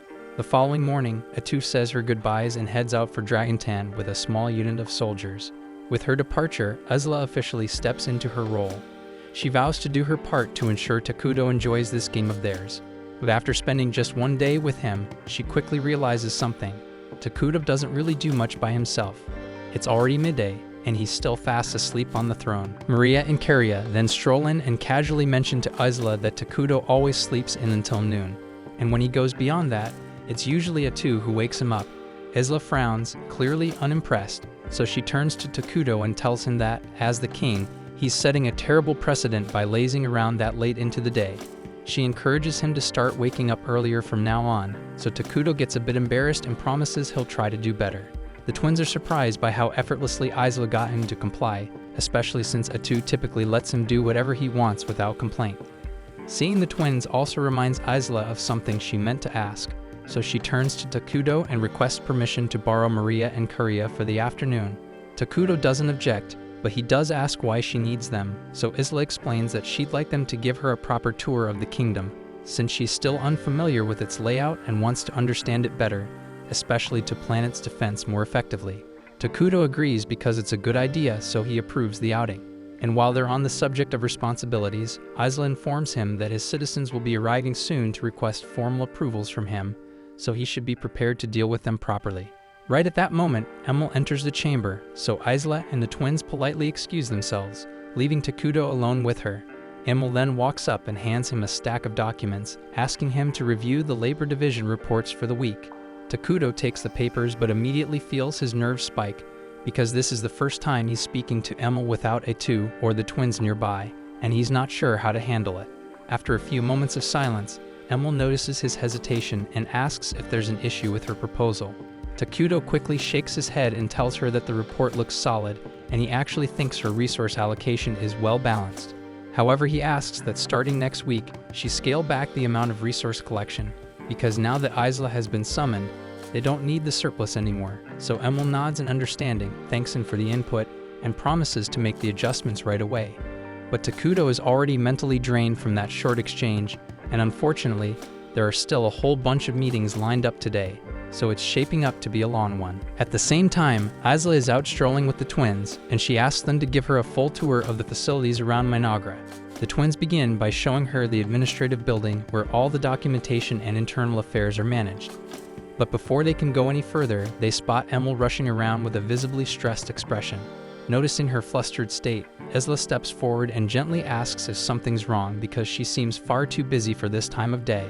Emil explains in frustration that Nagi has been tearing through the training equipment like crazy, and it's completely throwing off her monthly resource planning. Isla softly pats Emil on the head and assures her that everything will be fine. She even offers to personally give Nagi a stern talking to for being so careless with the gear, and Emil immediately feels more at ease. Afterward, the group heads over to the training grounds to wait for Nagi. As soon as he shows up, he bolts across the field, zooms past the soldiers, and dramatically smashes their swords, supposedly to make a point about their poor form. And this was exactly the behavior Emil was venting about earlier, so Isla approaches him calmly and questions whether destroying their equipment was truly necessary just to make his message clear. Nagi quickly starts stumbling through an apology, saying he got a little too into it during a training session and didn't realize how excessive he was being. Isla places a reassuring hand on his head and says it's alright, so long as he understands the damage he caused. Still, she urges him to be more thoughtful moving forward. Just then, a bell rings in the distance, so Isla turns to the twins and asks what the sound means, and they explain that it signals the start of dinner. They invite her to come eat with them, and soon, everyone gathers in the central square for the communal meal. Meals are held like this because it helps reduce waste, because preparing food for everyone at once is far more efficient than having individuals cook separately. The Dark Elves approach Isla and inform her that a grand dinner has been prepared in her honor, should she choose to attend. They insist that she dine with the fine plates and utensils reserved for high-ranking figures, saying it would be improper for someone of her status to use standard cutlery. But Isla gently declines and reminds them that she's the defense hero of the kingdom, and that role means protecting the people. To serve properly, she believes it's essential that she experiences daily life the same way they do. Later in the middle of the night, Isla goes for a quiet walk through town, using the time to brainstorm potential defensive plans for the kingdom. As she passes by Maria and Kuria's residence, she hears faint noises coming from inside. Curious, she steps in to investigate and is surprised to find the twins curled up in a corner, quietly sobbing. Concerned, Isla gently asks what's wrong, so the girls explain that they had a dream, and now they can't fall back asleep. Isla crouches beside them and softly offers to listen if they want to share. The twins nod and begin describing how, every few nights, they dream about their mother, replaying all the happy memories they had with her. But every time they wake up, the pain of reality hits again. They remember that she's gone, and that sorrow always lingers afterward. However, they quickly add that since meeting Takudo, those dreams have become far less common. In fact, this was the first time in a long while that it happened, so they reassure Isla that she doesn't need to worry too much. Still, Isla can't help but feel protective, and she gently suggests staying with them for the night, just in case the dreams come back. That way, if they wake up scared or upset again, she'll be right there to comfort them. The twins feel much more at ease with Isla nearby and manage to fall asleep with a sense of security. The following day, Isla meets up with Takudo to go over a few topics. After some discussion, they both agree that establishing a school or academy should be the next step in their construction plans. With no current wars or immediate threats, there's little reason to expand their military. Focusing on education makes more sense right now. While on the subject of conflict, Isla asks how Atu is doing over in Dragontan, so Takudo closes his eyes and taps into their shared connection to check in on her, and what he sees instantly perks him up, because Atu seems to be in a rather entertaining situation at the moment. Dozens of towering giants then come thundering toward Atu, a sight that would send most people into a full-blown panic. But for her, it's nothing more than an inconvenience. Then with a casual swipe of her tentacles in their direction, the entire incoming horde is instantly shredded before they even get close. Antic watches from behind, caught between awe and horror. Honestly, it's more horror, especially since the show of force is even more terrifying than what happened during the medics incident. Atu notices that Antic looks like she's on the verge of a breakdown, so she kindly tells her that she can take a breather if she wants because there's nothing left to worry about on the front lines, and Antic is clearly relieved and thanks her for the gesture. Later on, Atu takes a seat beside Molter while the townsfolk of Dragontan show unexpected kindness toward them. One of the citizens even brings Atu a refreshing drink to help her relax. Molter had assumed that, after witnessing her full transformation, the people would be too scared to even come near her. But surprisingly, they've adapted quickly. Oddly enough, the credit goes to Pepe, who casually compared her to an octopus when Atu first revealed her real form. Since then, the people of Dragontan have just accepted her as some kind of octopus demi-human. Atu finds that description mildly insulting, but at this point, correcting everyone would be more trouble than it's worth, so she just rolls with it. Shifting focus, Molter asks how her project of absorbing abilities from the fallen giants is going. Atu responds that it's going better than expected. The skill sets these giants possess turned out to be far more impressive than she initially imagined, so she's gotten a lot of mileage out of them, though she still can't figure out how they even gained those skills to begin with. Right then, Atu picks up on something unusual. Her gaze shifts toward the horizon, where she spots a lone giant making its way toward the city. And this leads right back to one of the strange problems surrounding the giants. No matter how much effort they pour into surveillance, no one, not even Atu or Moltar, ever notices these giants until they're practically at the city gates. Moments later, Antic rushes in with a report about the incoming threat. She hurriedly informs Atu, but Atu cuts her off mid-sentence, saying there's no need to worry because she'll take care of it personally. And then Atu charges out toward the battlefield, leaving Antic stunned. She worries that Atu might be rushing in without thinking it through, but Molter calmly assures her that no creature as weak as a hill giant could possibly take Atu down. He says they should just stay put, and she'll be back shortly after finishing the job. Still, just standing around would be boring, so Molter decides to help speed things up. He pulls out his staff and begins chanting the new spell he recently learned, Land of Ruins. Then a dense, ominous fog spreads out around the approaching giant. Inside this zone, any allies receive powerful buffs, while enemies grow significantly weaker. With the field tilted in Natu's favor, the fight should be over before anyone even blinks. Atu gladly takes advantage of the support spell and wastes no time drawing her blade, unleashing one of the sacred sword techniques she acquired to slice the giant cleanly in half. It's all going according to routine, and Atu prepares to turn back toward the city, until something odd catches her eye. Instead of a corpse, the remains of the giant vanish into thin air, and in their place, a pile of gold coins materializes on the battlefield. She immediately contacts Takudo to report the anomaly, but he's just as puzzled as she is. This sort of thing never happened during any of his sessions with Mynoghra when it was still a game. She then checks with Molter to see if this was some hidden mechanic or local phenomenon, but he's equally baffled. Not only have they never seen coins appear like this before, but the patterns engraved on them are completely unfamiliar, making it impossible to trace their origin. That's when Takuto gets an idea, and he asks Satu to link her vision with his so he can get a direct look at the coins. Once her sight is shared, Takuto studies the markings carefully, scanning his memory for anything even remotely similar. After a bit of thinking, he recalls an RPG he played in the past called Brave Questus, and he's certain that game used coins bearing this exact crest. At the same time, far to the north, in a ruined city left in the wake of Arakino's destruction, the saint and her holy knights are making their way through the devastated streets. But just as the knights begin to assess the situation, their heads explode simultaneously. And the cause, of course, is none other than Arakino herself. This is now the 17th encounter between her and the saint, who still can't understand how this lunatic keeps coming back to life. Arakino responds mockingly, stating that she has indeed died 17 times so far at the saint's hands. But if they're talking about records, Arakino thinks it's a little unfair how insanely strong the saint is. Arakino is no weakling, but she's never gotten close to winning, and her deaths are always painfully brutal. The saint cuts her off, accusing her of stalling for time, which Arakino admits is true. With her trick exposed, she immediately begins manipulating the corpses around them, including the recently slain knights, raising them all at once and sending them to attack. The saint is visibly disgusted by the display, but still, her resolve is unwavering. So she grips her staff and calls forth a searing inferno that wipes out the reanimated bodies in one burst. With nothing left standing, she rushes Arakino and drives her weapon straight into her chest, killing her again, and this time for the 18th time. Even as Arakino's body crumbles, the saint knows this won't be the last encounter because her adversary always finds a way to return.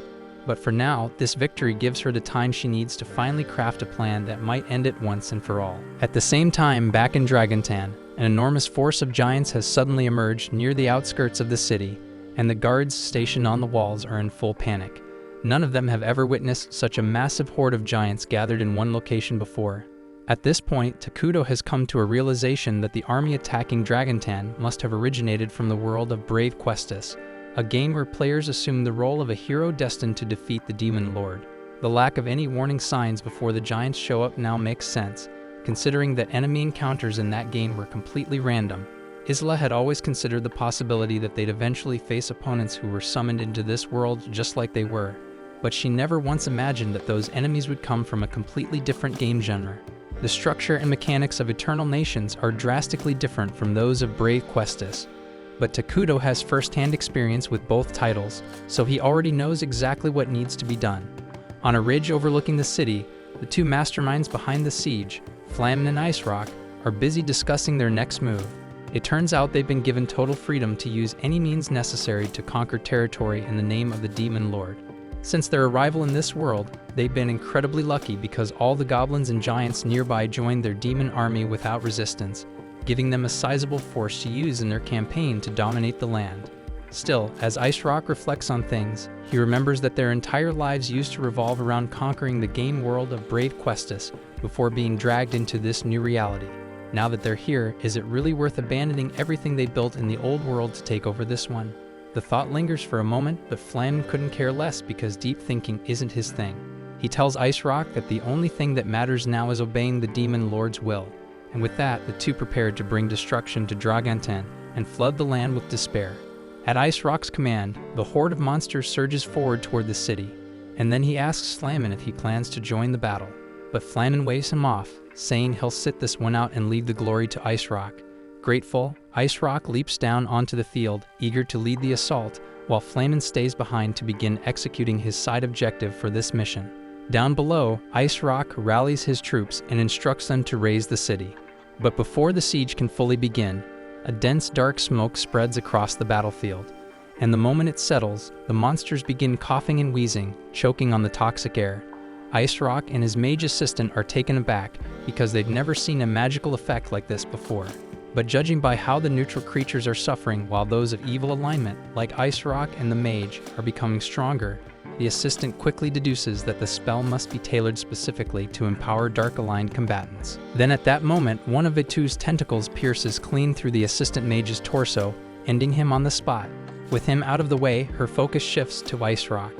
Takuto makes a brief remark about a warrior tied to ice, which leads Itu to assume that Ice Rock must be one of the 4 top generals serving under the Demon Lord. Ice Rock, now visibly agitated, demands to know how she uncovered his identity so quickly. And Itu casually explains that she's a hero unit from the game Eternal Nations, acting under the divine will of her magnificent ruler King Takuto. And honestly, there's no point in dragging the conversation out because she intends to eliminate every last one of them anyway. Back near the city's defenses, Antic rallies the troops and instructs them to release a volley of arrows at the incoming horde. But the result is so underwhelming that she immediately scraps that idea and commands everyone to begin evacuating the city. Right then, Moltar arrives and can't help but chuckle at Antic for already thinking of retreat. But she argues it's the only choice left. For now, his enchantment has slowed the enemy's advance, but it's only a matter of time before it wears off. And once the army reaches their gates, there's no way in hell they're holding it back. Moltar understands her fear, but he tells her she has nothing to worry about. Itu is already out there, tearing through the enemy, and as long as she's on the field, they can't lose. And soon enough, she'll remove the enemy's commander from the equation. And without their general, the monster troops will collapse into chaos. Then from there, Dragonten's soldiers should be able to clean up the rest without much issue. Antic is shocked by how composed Moltar is in the middle of a situation this dire. But when she looks toward the front lines and sees Itu shredding through the enemy like a force of nature, it all makes sense, and everything Moltar said was true. And now she's left wondering just how terrifyingly powerful the nation of Mynoghra really is. Meanwhile, Ice Rock is being completely humiliated. Itu weaves through his strikes with ease, eliminating enemy units left and right as if this were a game to her. Ice Rock is at a loss because he hasn't even landed a single hit, and yet she's dominating the entire fight. But what he doesn't realize is that she's following the battle strategy Takuto devised. See, Brave Questus operates on a roleplay-focused combat system built for small skirmishes, while Eternal Nations is a civilization-level strategy sim. That means warriors like Itu can engage across vastly larger zones than anyone coming from Brave Questus could ever imagine. Ice Rock shouts at Itu, demanding to know why she's even bothering to get in his way. He points out that she's clearly from the evil faction, so she should naturally be on his side, helping the Demon Lord take over the world. Honestly, there was a time when Itu and Takuto considered going the world domination route, but they dropped it pretty fast because it sounded like way too much effort. Itu's already drowning in paperwork just running one kingdom, so why the hell would she want to manage the entire world on top of that? The mention of paperwork completely loses Ice Rock, who didn't even know such a thing existed. So Itu asks him how he planned to run the world after conquering it. She chuckles and says he probably came straight out of one of those RPGs where nobody bothered writing a backstory for the mid-boss. Ice Rock has no clue what RPG even means, so Itu tries to jog his memory by reminding him how many times he's probably been obliterated by some random hero over and over again in a game. She tells him he's nothing more than a filler mid-boss meant to lose, and as much as she'd love to say she relates, she can't really sympathize with a walking loser like him. All the while, she's deflecting his strikes like it's nothing.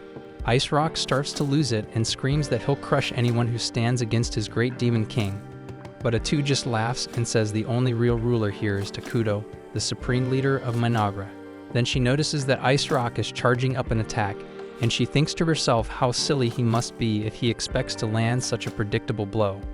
But as she tries to step back, she suddenly realizes her feet won't move because he's frozen them solid with frost. She didn't see that coming, and now she's wide open as Ice Rock's axe comes swinging down.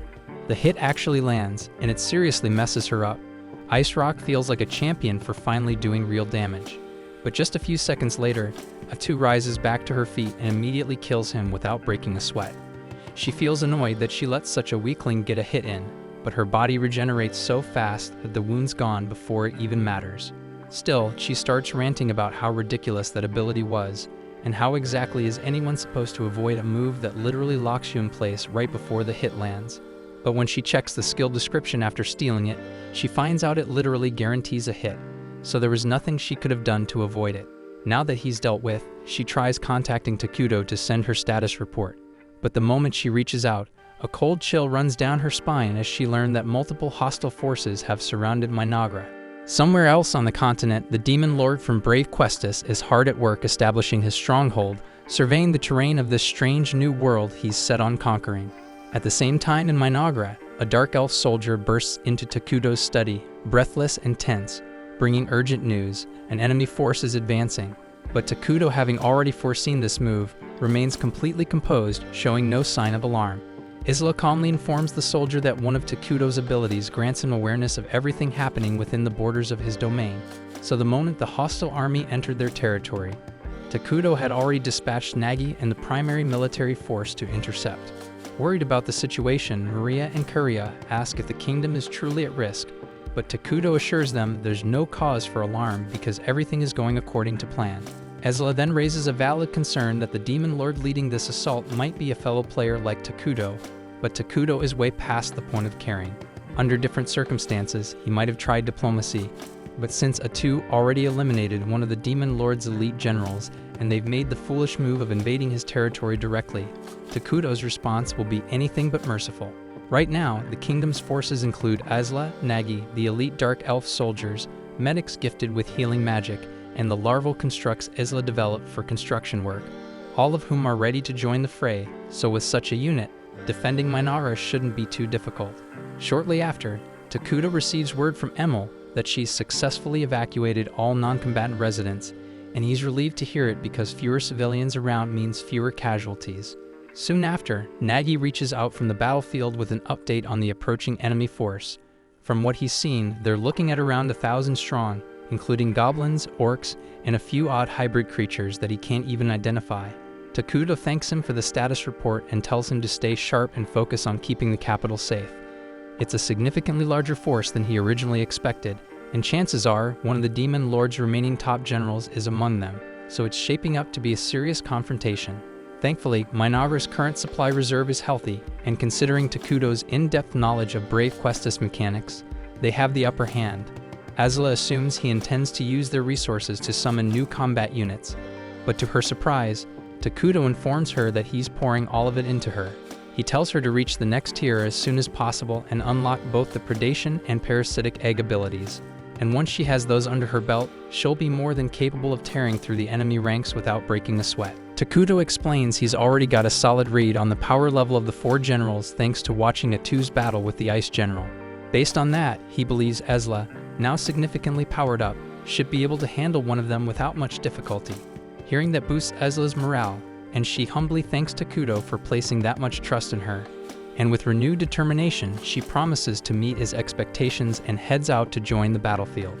But before she takes off, Takuto gives her one last word of caution. He reminds her that the RP system is full of cheap, unfair mechanics, and a single unexpected trick could be lethal. Isla remembers the incident where something similar happened to Atu, so she assures him that she'll proceed with caution and won't let her guard down. That covers everything Takuto needed to go over, so Ezla says her farewells to the twins and civilians, then lifts into the sky with purpose. At the same time, in a deeper section of the woods, a squad of flame-wielding demon soldiers advances toward Mynoghra. The knight mutters about how strange it is that Flen ordered them to split off from Ice Rock's forces to head into this eerie-looking forest. The mage accompanying him offers a theory that Flainen might have launched this mission without the demon lord's knowledge, and might actually be planning a betrayal in the near future. That stuns the knight, who asks what would drive Flamen to turn against his own leader. The mage explains that while most of them were abruptly summoned to this new world, Flamen and the demon lord had a completely different experience. He's just about to elaborate when something moving through the trees catches their attention. They stop marching and turn to see what it is, and soon a lone orc scout stumbles out from the underbrush, and at first they assume it's just one of their own units returning with intel. But as the creature steps into view, it becomes clear that something is deeply wrong. The mage warns it to stay back, and as the orc steps closer, they finally see it clearly. Its entire body is covered in throbbing, tumor-like bulges.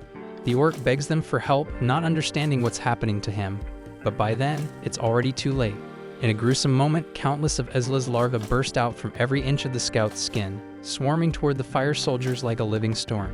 The squad breaks into panic, slashing at the swarm in desperation, but there are far too many to handle, so the mage shouts for everyone to fall back and regroup outside the forest, hoping to escape the ambush. But just as they start to retreat, A mocking voice calls out from the trees, ridiculing them for trying to run away so quickly. That shit only pushes the troops into full-blown panic, and both the knight and the mage shout at the unseen attacker to reveal themselves. But what they definitely didn't expect was a freaking 10-foot-tall mantis stepping out of the shadows. As Isla emerges from the tree line, she taunts them, saying that if they truly wanted to call themselves creatures of darkness, they should have fought with more cruelty and precision, something she's about to demonstrate firsthand. Needless to say, they never stood a chance because within moments, the entire squad lay slaughtered, and Isla is left wondering if it's even worth consuming their remains since they don't look like they provide much nourishment. But right then, her senses pick up something strong heading her way. She turns toward it and asks whether the newcomer intends to avenge the soldiers she just butchered. But Flamen admits that he doesn't give a damn about them, and he introduces himself as one of the Demon Lord's 4 generals. Isla perks up at that, genuinely pleased that one of the big shots came to her instead of making her track him down, which saves her some legwork. Flamen is startled that Isla knew he'd be here, but she calmly explains it was only logical. An army that large needed a commanding figure behind it. And once the commander falls, the rest are bound to scatter, just like what happened to Ice Rock back in Dragontan. That bit catches Flamen off guard because he didn't know Ice Rock had already been taken out so soon. Then again, he mutters that the fool never was very bright, so his downfall was only a matter of time. Isla interrupts and scolds him for trash-talking a comrade, but Flamen just smirks and says he never cared for Ice Rock anyway. He adds that Ice Rock was the weakest of the generals, while he himself has leads beyond him in strength, so Isla had better not assume she'll take him down so easily. Isla just smirks at his confidence because she finds it kind of cute that he's already decided how this will end. But Flamen isn't bluffing. He truly believes he's far above her, and once he's finished turning her to ash, he says he'll personally march into Mynoghra, tear her pathetic king off his throne, and put an end to him too. Up until that moment, Isla had been treating the conversation with casual mockery, but the instant Flamen insulted Takuto, the playful attitude vanished and was replaced with cold fury. Flamen notices the shift but scoffs, thinking it won't change a thing. He ignites his aura, leaps high into the air, and hurtles toward Isla, sparking the first clash of their battle. At the same time in the city, the twins keep watch outside Takuto's chamber while he focuses his abilities to monitor the battlefield. From what he can sense, Isla has just begun clashing with Flamen, but he's not the least bit concerned. They've already proven that Mynoghra's heroes hit far harder than anything spawned by the RPG system. So as far as Takuto's concerned, it's only a matter of time before Isla wins her fight, just as Atu once did. Meanwhile, to the south, Nagi and the Dark Elf warriors have established a defensive perimeter around the capital, holding back any of Flamen's troops attempting to advance, and Emil is busy handling the evacuation of civilians. So on the surface, everything seems to be running smoothly, yet Takuto feels an uncomfortable weight in his chest, as though disaster is creeping closer. The twins pick up on his unease and ask what's wrong, but Takuto can't put his finger on it. He even asks if they can think of any overlooked variables, but they're just as stumped as he is. Back on the front lines, Isla and Flamen have been trading blows for several minutes. Flamen admits he's impressed because he didn't expect the monsters of this world to possess such strength. Hearing him sneer and call her a freak infuriates Isla, so she unleashes a horde of her larvae, swarming him from every angle. Under normal circumstances, that would have been the end of him, but Flamen incinerates them with his flames, reducing them to ash and tearing free. With a grin, he mocks her, saying it isn't fair that she's the only one summoning minions. He spreads his arms, and in seconds, squads of orcs and goblins are conjured around him. Isla is caught off guard because she hadn't realized Flamen could summon as well. Worse yet, his technique doesn't seem to drain resources, meaning he can do it as often as he pleases. Isla narrows her eyes, intrigued, and suddenly calls for a pause, saying she has a question. But Flamen has no interest in entertaining her curiosity, and instead of answering, he hurls volleys of fireballs, forcing Isla to shield herself with fresh swarms of larvae. He then orders his summoned troops to rush her, but Isla infects them with her parasites, twisting them under her control and forcing Flamen to retreat a step. Using that brief respite, she finally asks why he chose to attack Mynoghra at all, because splitting off from the Dragontan invasion sounded like a pretty dumb idea, even by villain standards. Flamen responds by telling her that if her so-called king hasn't filled her in yet, then maybe she ought to rethink where her loyalties lie. Isla, however, has no idea what he's referring to, and even if she did, nothing could ever shake her devotion to Takuto. Flamen had expected that kind of answer, but actually hearing it out loud irritates him more than he expected, so he snarls and demands to know what she thinks her purpose is. With steady conviction, Isla replies that she is a champion of Mynoghra and a sworn servant of King Takuto. That response only makes Flamen angrier because he can't wrap his head around how she can speak the word servant with such pride. And then it clicks. Isla chose her loyalty willingly and serves Takuto because she wants to, and that freedom makes her stronger. He, on the other hand, is bound by the Demon Lord's command whether he likes it or not, because that's how his world was coded, and he despises it. But he clings to one belief: if he carries out his mission and wipes out everyone here, he'll finally be released from his chains. As he declares this, he unleashes the full extent of his power. For the first time, Isla realizes that Flamen's entire struggle stems from a desire for freedom, and though she feels a flicker of pity, it doesn't change a thing. Flamen then hurls a roaring tide of fire across the skies, chasing her relentlessly. One blast strikes her dead on, and he's convinced it's over. But to his frustration, Isla emerges unharmed, having shielded herself in a hardened cocoon. She calmly tells him that if he really wants to bring her down, he'll have to do far better than that. In the next instant, Flamen unleashes a rapid barrage of fire, but Isla dodges with ease until his mana burns out completely, leaving him wide open. Seizing the chance, she slashes him deep across the chest. As the wound takes its toll, Flamen realizes this is the end. His thoughts drift back to that strange being who spoke to him and the Demon Lord before they were summoned here. It had promised him freedom if he destroyed this entire world. But now, bleeding and broken, he accepts that a puppet like him was never capable of fulfilling such an impossible task. Still, surrender isn't in his nature. Moments later, Isla's blade cleaves him in two, and Flamen is finally defeated. She immediately tries to contact Takuto to report her victory, but the link suddenly cuts off. Maria and Keria then appear before her out of nowhere, leaving Isla completely confused. She orders her larva to form a defensive line around the twins, but at that very moment, the dead Flamen begins to smile. Takuto watches the situation spiral from his end and immediately attempts to ping the rest of the team, but a system error flashes across his screen, notifying him that the chat function is currently unavailable. That had never happened before, so anxiety hits him instantly like a wave. Isla isn't faring much better because she had already tried reaching out to every contact she could think of, but the silence was absolute and no one was replying, making her panic grow by the second. Not wanting to leave anything to chance, she grabbed Maria and Keria and took off, flying hard to get them somewhere safe. But after several minutes of flying, something felt wrong, and sure enough, they ended up back in the exact same location they started from. Suddenly, Flamen broke into hysterical laughter, clearly enjoying the absurdity of the moment. He casually said there's no skipping this scene, and everyone has to play their part. Isla freezes in disbelief because he's speaking, and she was certain he had already died. She then didn't waste time and tried to finish him off again with a clean strike, but he didn't even blink at the damage. He just smirked and told her nothing she did now could stop what's coming. He was already dead anyway, so there was no point trying to kill him again. Isla swung again, faster and harder. But this time, her attack froze midair, stuck in place like something had overridden her command. At that same moment, Takuto's display lit up with a notification. Important characters are protected during story events. And just like that, it clicked. He remembered the storyline from Brave Quests that after Flamen's first death, he briefly resurrects just long enough to hit the entire squad with an unblockable move. Meanwhile, Isla and the girls had no clue what was about to drop on them. Still, Isla kept her voice calm and told the twins everything would be alright. Flamen chuckled darkly and said it was sweet how much she cared about them, but sadly she wouldn't be able to back up that promise. Furious, Isla lashed out, slamming attack after attack into him in a desperate effort to stop whatever was coming, but none of it worked. Flamen calmly reminded her that he was already dead by the system's rules, so she wouldn't be able to kill him now, even if he weren't being guarded by the story. Then out of nowhere, Isla's whole body locked up, frozen stiff like her limbs had been hijacked. She knew something external was stopping her from continuing the assault, and her face twisted in frustration.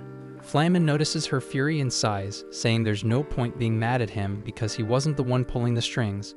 And just like them, he was stuck in this goddamn scripted event, and he's been through it countless times before, and he despises it even more than they do. Suddenly, both Maria and Keria start strolling straight toward Flamen without understanding why. Their faces are full of panic, but their bodies aren't responding, and they're being moved like puppets. Isla sees what's happening and rushes to stop them, but the scenario clamps down hard, freezing her in place the second she tries to interfere. Flamen just laughs as she struggles, clearly enjoying every second. He tells her she finally gets it, that unbearable, sick feeling of watching something unfold while being completely powerless to stop it. And that's what he's been stuck in for decades. No matter how much she screams or resists, none of it matters. The script won't bend, and she's about to watch two people she cares about die right in front of her. Maria and Karia are trembling as they get closer to him, crying out to Isla in sheer terror, begging her to help. Isla fights with everything she has to move, pushing her body past its limits, and the strain is so brutal that her skin splits open and her arms start bleeding. But it's useless, and she's locked in place. Flannan watches her desperation with cold eyes and tells her to stop wasting her breath because he knows exactly what it's like. And once an event starts, there's no escaping it because it's all already written. He calls her a fool for thinking she had any kind of freedom, but none of them do, not her, not him, not even the Dan Demon Lord. They're all just trapped, ticking pieces in someone else's game. He says he once believed he could break free, that someone had offered him control over his own fate. But now he knows it was all a lie, and there's no such thing as freedom for characters like them because they were born to serve a script and nothing more. He curses the one who made him believe otherwise, and then he spits out Takuto's name like venom. In Flammen's eyes, Takuto is no different, just another player pushing pieces across a board, using people like tools until they break. So if he's going down anyway, he'll make sure to drag one of Takuto's precious favorites with him. Isla begs him not to go through with it, her voice cracking with everything she has left, but Flammen only says that there's no stopping a cutscene once it starts. And then, with no warning, his body erupts in a violent blast with Maria and Karia right next to him when it hits. When the smoke clears, the girls open their eyes inside a massive crater, and Isla is standing above them, barely holding herself up. 50% of her body is wrecked, burned, and broken, but she's alive. And we learned that at the last second, she threw herself between the explosion and the twins, taking the hit meant for them. She smiles faintly, relieved they're okay, even if she's barely breathing. Maria and Karia can't hold back their tears. They rush to Isla's side, begging her to let them carry her back to town for treatment. But when they try to contact Takuto for help, there's no answer. The girls start to spiral, unsure what to do or how to even react. Panic sets in, but Isla tells them not to waste their breath trying to call anyone. It's pointless because no medic out there could fix injuries this bad. She knows she doesn't have much time left, so she tells Maria and Karia to listen closely. She's not going to make it out of this, but before she goes, there's one final thing she needs them to do. The twins break down, blaming themselves for getting caught in Flammen's blast. They cry that this must be karma for thinking they could finally have a happy life, but Isla shuts that down fast. She tells them none of this is their fault. If anything, it's hers for being too weak to survive the hit. But Maria and Karia can't accept that. This is the second time someone who felt like a mother to them has died trying to protect them. They're done pretending they're strong enough to keep going, so they beg Isla to let them die with her because there's no point in living if everyone they love ends up dead anyway. Isla tells them to stop and listen closely because there's something she needs to pass on. She knows this is going to sound twisted, especially after what the girls went through, being forced to survive by eating their mother's remains, but this has to be done. She pushes her hand into her own chest without hesitation, rips out her heart and holds it out to them. She tells them to eat it and live on for her. The twins collapse into tears, horrified, shaking their heads that they can't do it, not again. They don't want to go through that nightmare twice, but Isla explains that she has a unique skill called royal succession, and if they consume her heart, her powers, her techniques, her entire skill set, all of it will become theirs. She's sorry she couldn't keep her promise to stay by their side, but this is the only thing she can still give them, so she begs them to take her heart and live on for her sake. At the same time in Dragontan, Atu is nearly finished wiping out the remaining pockets of the demon army. She's doing great work, but she's also getting seriously annoyed. Molter's been trailing behind her non-stop, clinging to her like a lost puppy. She tells him he can go wait in the city like a normal person, but he refuses, reminding her that Takuto gave him direct orders, and he's to march with her until the Demon Lord's fortress is turned to dust. And of course, that's when more monsters show up again. Atu rolls her eyes, clearly fed up, and she's not in the mood for this shit. So without wasting a second, she skewers every damn one of them straight through the throat. But then, out of nowhere, Atu's interface pings with a system alert, and as she reads it, her eyes widen in disbelief. A second later, her fury erupts into a raw scream that shakes the entire battlefield. Molter immediately recognizes the danger and yells for everyone nearby to hit the ground unless they got a death wish. The storm inside her only lasts a moment before Atu manages to pull herself back, exhaling hard as she apologizes for losing it like that. Molter says it's no big deal, but he asks what the hell just happened to trigger her so badly, so she tells him that Isla is dead. At the same time in Mynoghra, Takuto is still frozen in shock, unable to process it. He knew about Flameon's infamous scripted sequence because it was a staple in the Brave Quest storyline, but he never thought it would carry over into this world. He then tries to connect with Isla one more time, but this time he gets a message that confirms her existence has been erased from the system.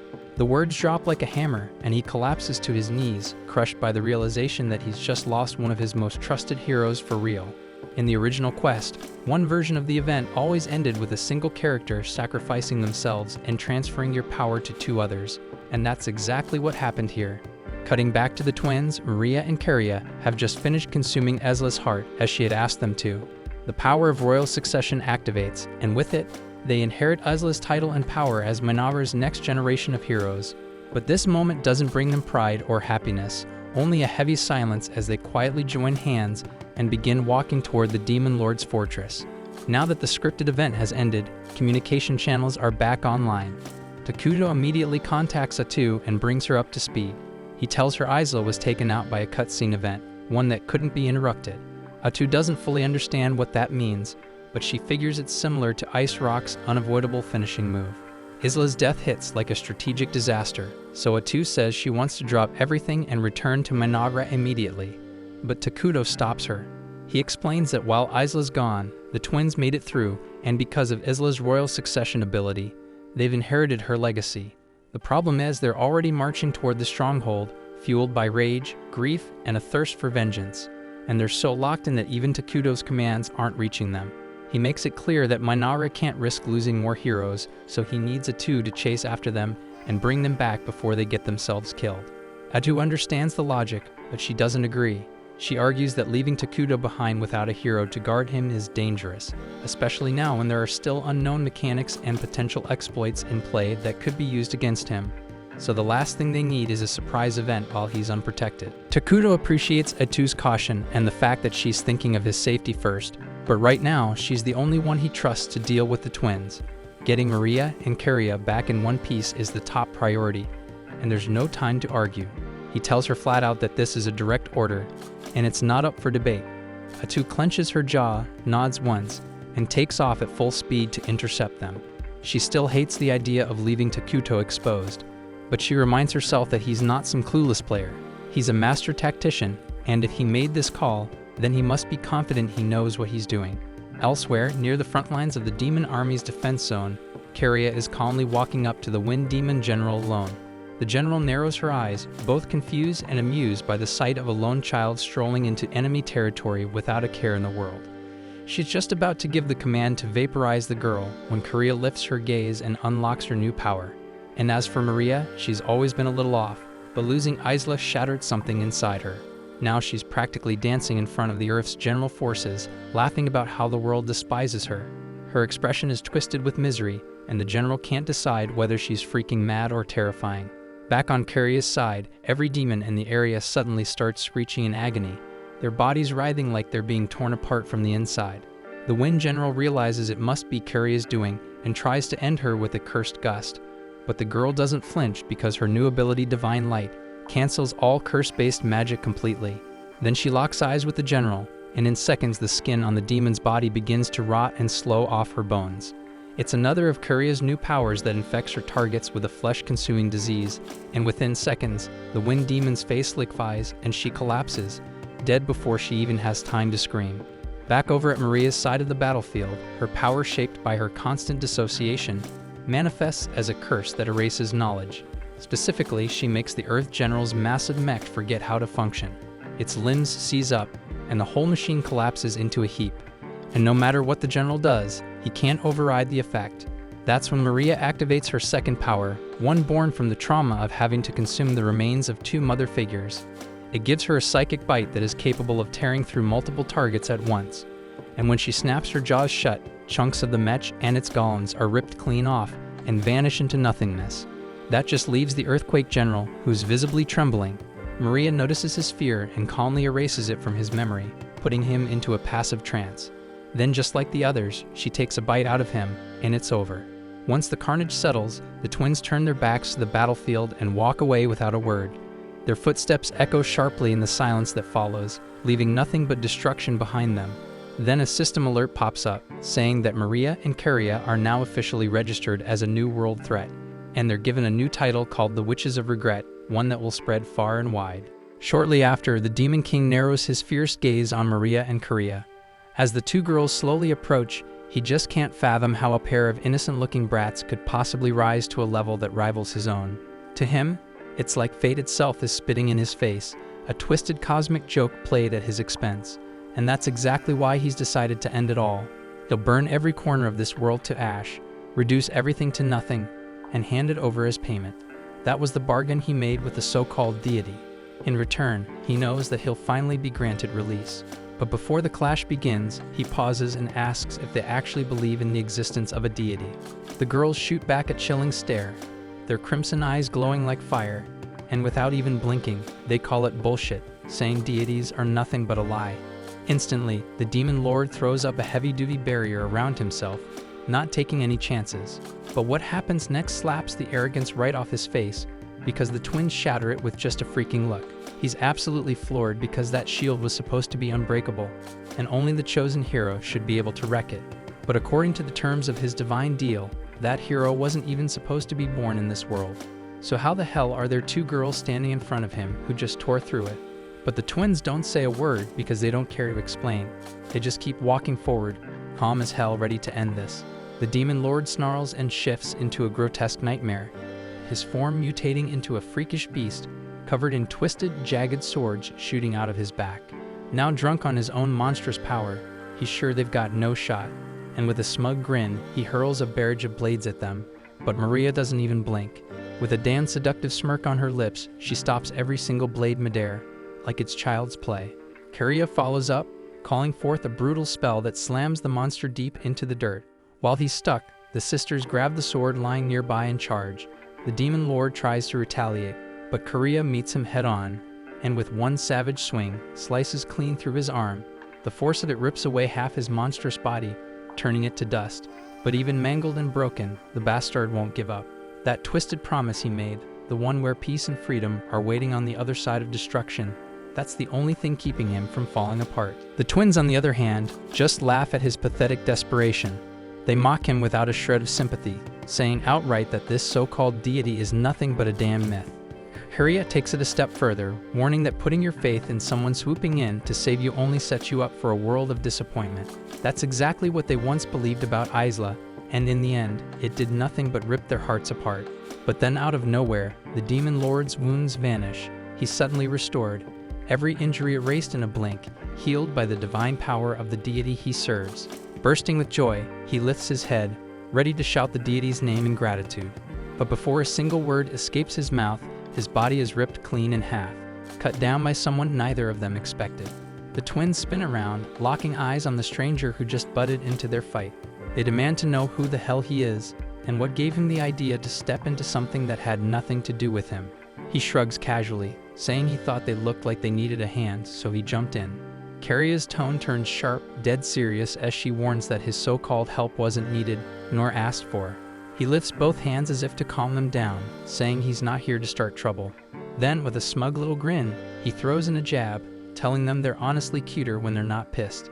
Still, he adds that even if they tried, they wouldn't last 2 seconds against him. They're just not strong enough yet to beat someone like him. The sisters glare daggers at him. They don't give a damn about his power or his cocky attitude. This bastard just stole their one shot at making things right for Isla, and that's something they won't forgive. Fueled by rage, they launch themselves into the air, ready to cut him down. But before they even get close, Hato shows up out of thin air. Her magic freezes their feet in place, stopping them mid-attack. She calmly informs them that Takudo has issued a direct order to return immediately, because his mission's done, and their job is over. But the girls are refusing flat out because to them, the fight isn't finished. They still have a score to settle with the man who screwed everything up. Atu, though, doesn't budge, and she reminds them that Takudo's orders aren't up for debate, and disobeying him would be an act of betrayal. But the twins push back hard, saying Takudo once told them they were free to act however they wanted, because they were born evil anyway. But as they reflect more on his words, they remember something else. He also told them to do whatever would make their mother proud. And just like that, the truth hits them. Going up against Atu, turning against Mynoghra isn't what Isla wanted them to do. With hearts weighed down by guilt, the twins slowly lower their blades. They look Atu in the eye and give a genuine apology for the way they acted. Atu accepts it with a calm nod, saying she'll let it slide just this once. The guy who interrupted earlier throws in his own quick apology for sticking his nose where it didn't belong, then vanishes without another word. As Atu watches him disappear, something about him catches her attention. He was wearing a school uniform, so if he really is the one Takuto suspects he is, then maybe it's smarter not to get involved, not yet. Once things settle, the girls quietly ask Atu if there's even the slightest hope that Isla could be brought back to life. But Atu gently tells them the truth: resurrection isn't possible. That answer crushes them, and both girls break down, crying uncontrollably over the person they lost. While they grieve, Atu drafts her report for Takuto, letting him know they're heading back, and he replies with a blessing, wishing them a safe return home. Back at base, Takuto starts piecing things together, and it's not good. He's slowly realizing that this world runs on more than just cheat powers. It's following the full mechanics of a 4X strategy game. Up until now, he thought it was all about cheat skills and nothing else. But now it's clear the enemies are playing with their own set of RPG rules. And that's not even the worst part. There are so many damn game genres out there, which means endless new threats could show up at any time.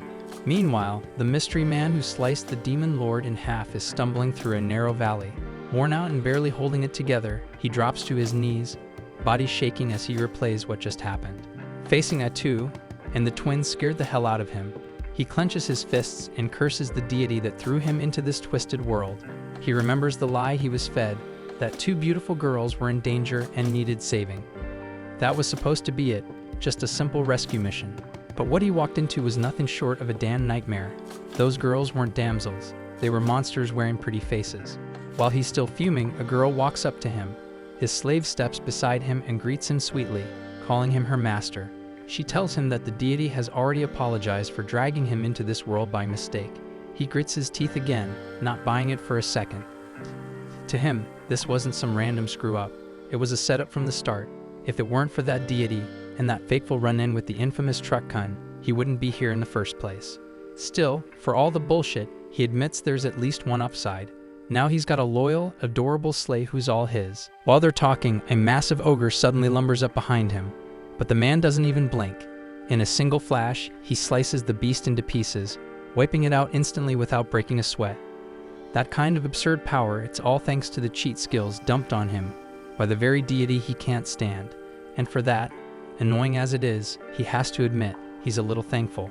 His slave just stares in shock, completely floored by how ridiculously strong he really is. Feeling more sure of himself than ever, the man and the girl continue on their way, making a promise that they're going to give saving this damn world a shot. Back in the wreckage of the town, Arakino is brought back to life for the 19th damn time. The priest facing her just stares, utterly stunned. She'd burned Arakino to ash, literally turned her body into nothing, and sealed the remains with holy magic. Yet here she is again, like death never even touched her. Even though she's rattled, the priest hardens her heart. It's her sacred duty to wipe Arakino from existence, no matter how many damn times she has to do it. Somewhere else, a single die clinks into a bowl, and in that very moment, the priest is wiped out in one devastating hit. Even Arakino looks surprised for a second, but she doesn't dwell on it. Instead, she sneers down at the fallen priest, mocking her with a smirk. She groans that fighting the same woman over and over has been a damn drag. Then, as if bored, she lifts her eyes to the sky and offers praise to a divine being she calls the Dice Master. Back in Mynoghra, Takuto's mind is spiraling and the pressure is brutal. He finally understands that they're up against enemies who don't just use cheat skills. They've got entire game systems behind them, strategy mechanics, RPG setups, who the hell knows what else. And if they screw up again like they did before, it won't be a setback. It'll be total destruction. In a burst of rage, he slams his fist into the floor. The impact is so fierce, the entire surface caves in and sends him crashing through it. When he climbs back up, breathing heavy, something hits him. That collapse wasn't because the floor was weak. It broke because he's stupidly strong. Curious, Takuto decides to test it out by throwing a punch at a tree, and the damn thing explodes on impact. For the first time, it hits him that all this time, he's been an attack unit himself, and he never once realized it. But that knowledge doesn't bring pride, it brings pain. If he'd only figured it out sooner, if he'd stopped acting like a damn bystander, maybe Isla wouldn't have had to die. After some time, Atu and the rest return from their mission, and a high-priority meeting is immediately assembled. The spotlight is on the twins, and their blatant insubordination has become the main issue on the table. Everyone braces themselves, fully expecting Takuto to lay down some serious punishment. But to everyone's shock, Takuto does the complete opposite. With total composure, he announces that the twins will receive no punishment at all. Atu is furious and immediately protests, saying that if their nation starts letting things like this slide, they'll lose all authority to keep order, and sooner or later, it'll all fall apart. But Takuto gently shuts her down, saying that if anyone should be sorry, it's him. And right there, in front of the entire council, he bows deeply. Atu and the Dark Elves freeze in disbelief. Never in their lives had they imagined their king of all people would bow down and say sorry. But then he goes even further and makes a vow, swearing that Isla will be brought back from the dead. Atu reacts instantly, trying to talk sense into him. She says plain and simple, reviving a hero like Isla is completely out of reach, especially with the nation's current power level. But Takuto isn't backing down an inch and says that he doesn't give a damn how impossible it sounds. What matters is that Isla returns, that the sacred dress is restored, and that those who were torn from each other finally get the reunion they deserve. He reminds them that this was the exact promise he made back when they pulled off their Ascension victory. And if this world really follows the Eternal Nations system, then he knows deep in his soul that they can win again. And if they win, that promise becomes reality. But Atu pushes back hard and warns him that what he's talking about isn't just difficult, it's reckless. Ascension doesn't just change things, it rewrites the entire damn world. So if he actually tries to pull this off, the entire planet will turn on them. But Takuto waves off her warning without hesitation and coldly states that he couldn't care less, because he'll personally crush anyone who dares to oppose them. As the words leave his mouth, a dark energy begins to swirl around him, radiating suffocating pressure. He admits the road ahead will be hellish, but he believes they can conquer it, so long as everyone follows his lead to the letter. At night, while Takuto is busy drafting strategies for upcoming battles and shoring up their defenses, the Dark Elves gather quietly to hold a small memorial for Isla.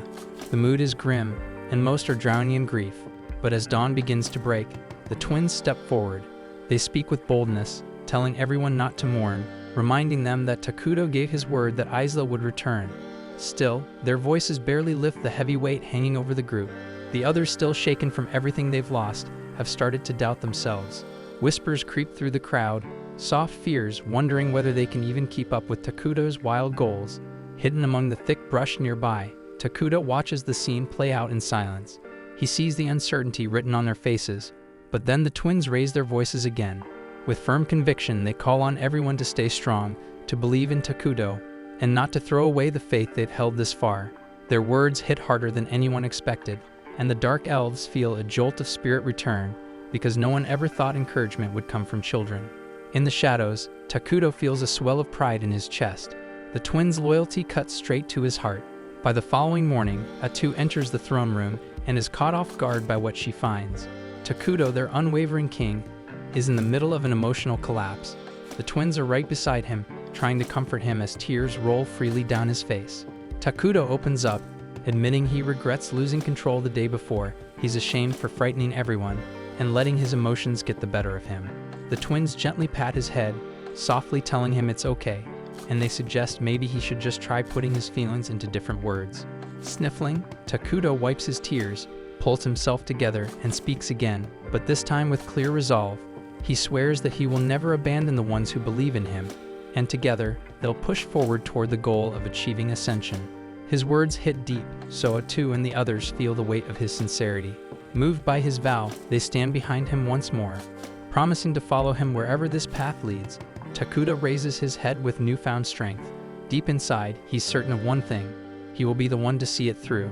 After all, he's the original Eternal Nations player, the one who was always meant to survive to the very end. But this is where the Season 1 has ended. Thanks for watching, and I'll see you soon in the next anime. And remember to like and subscribe to the channel to make me continue.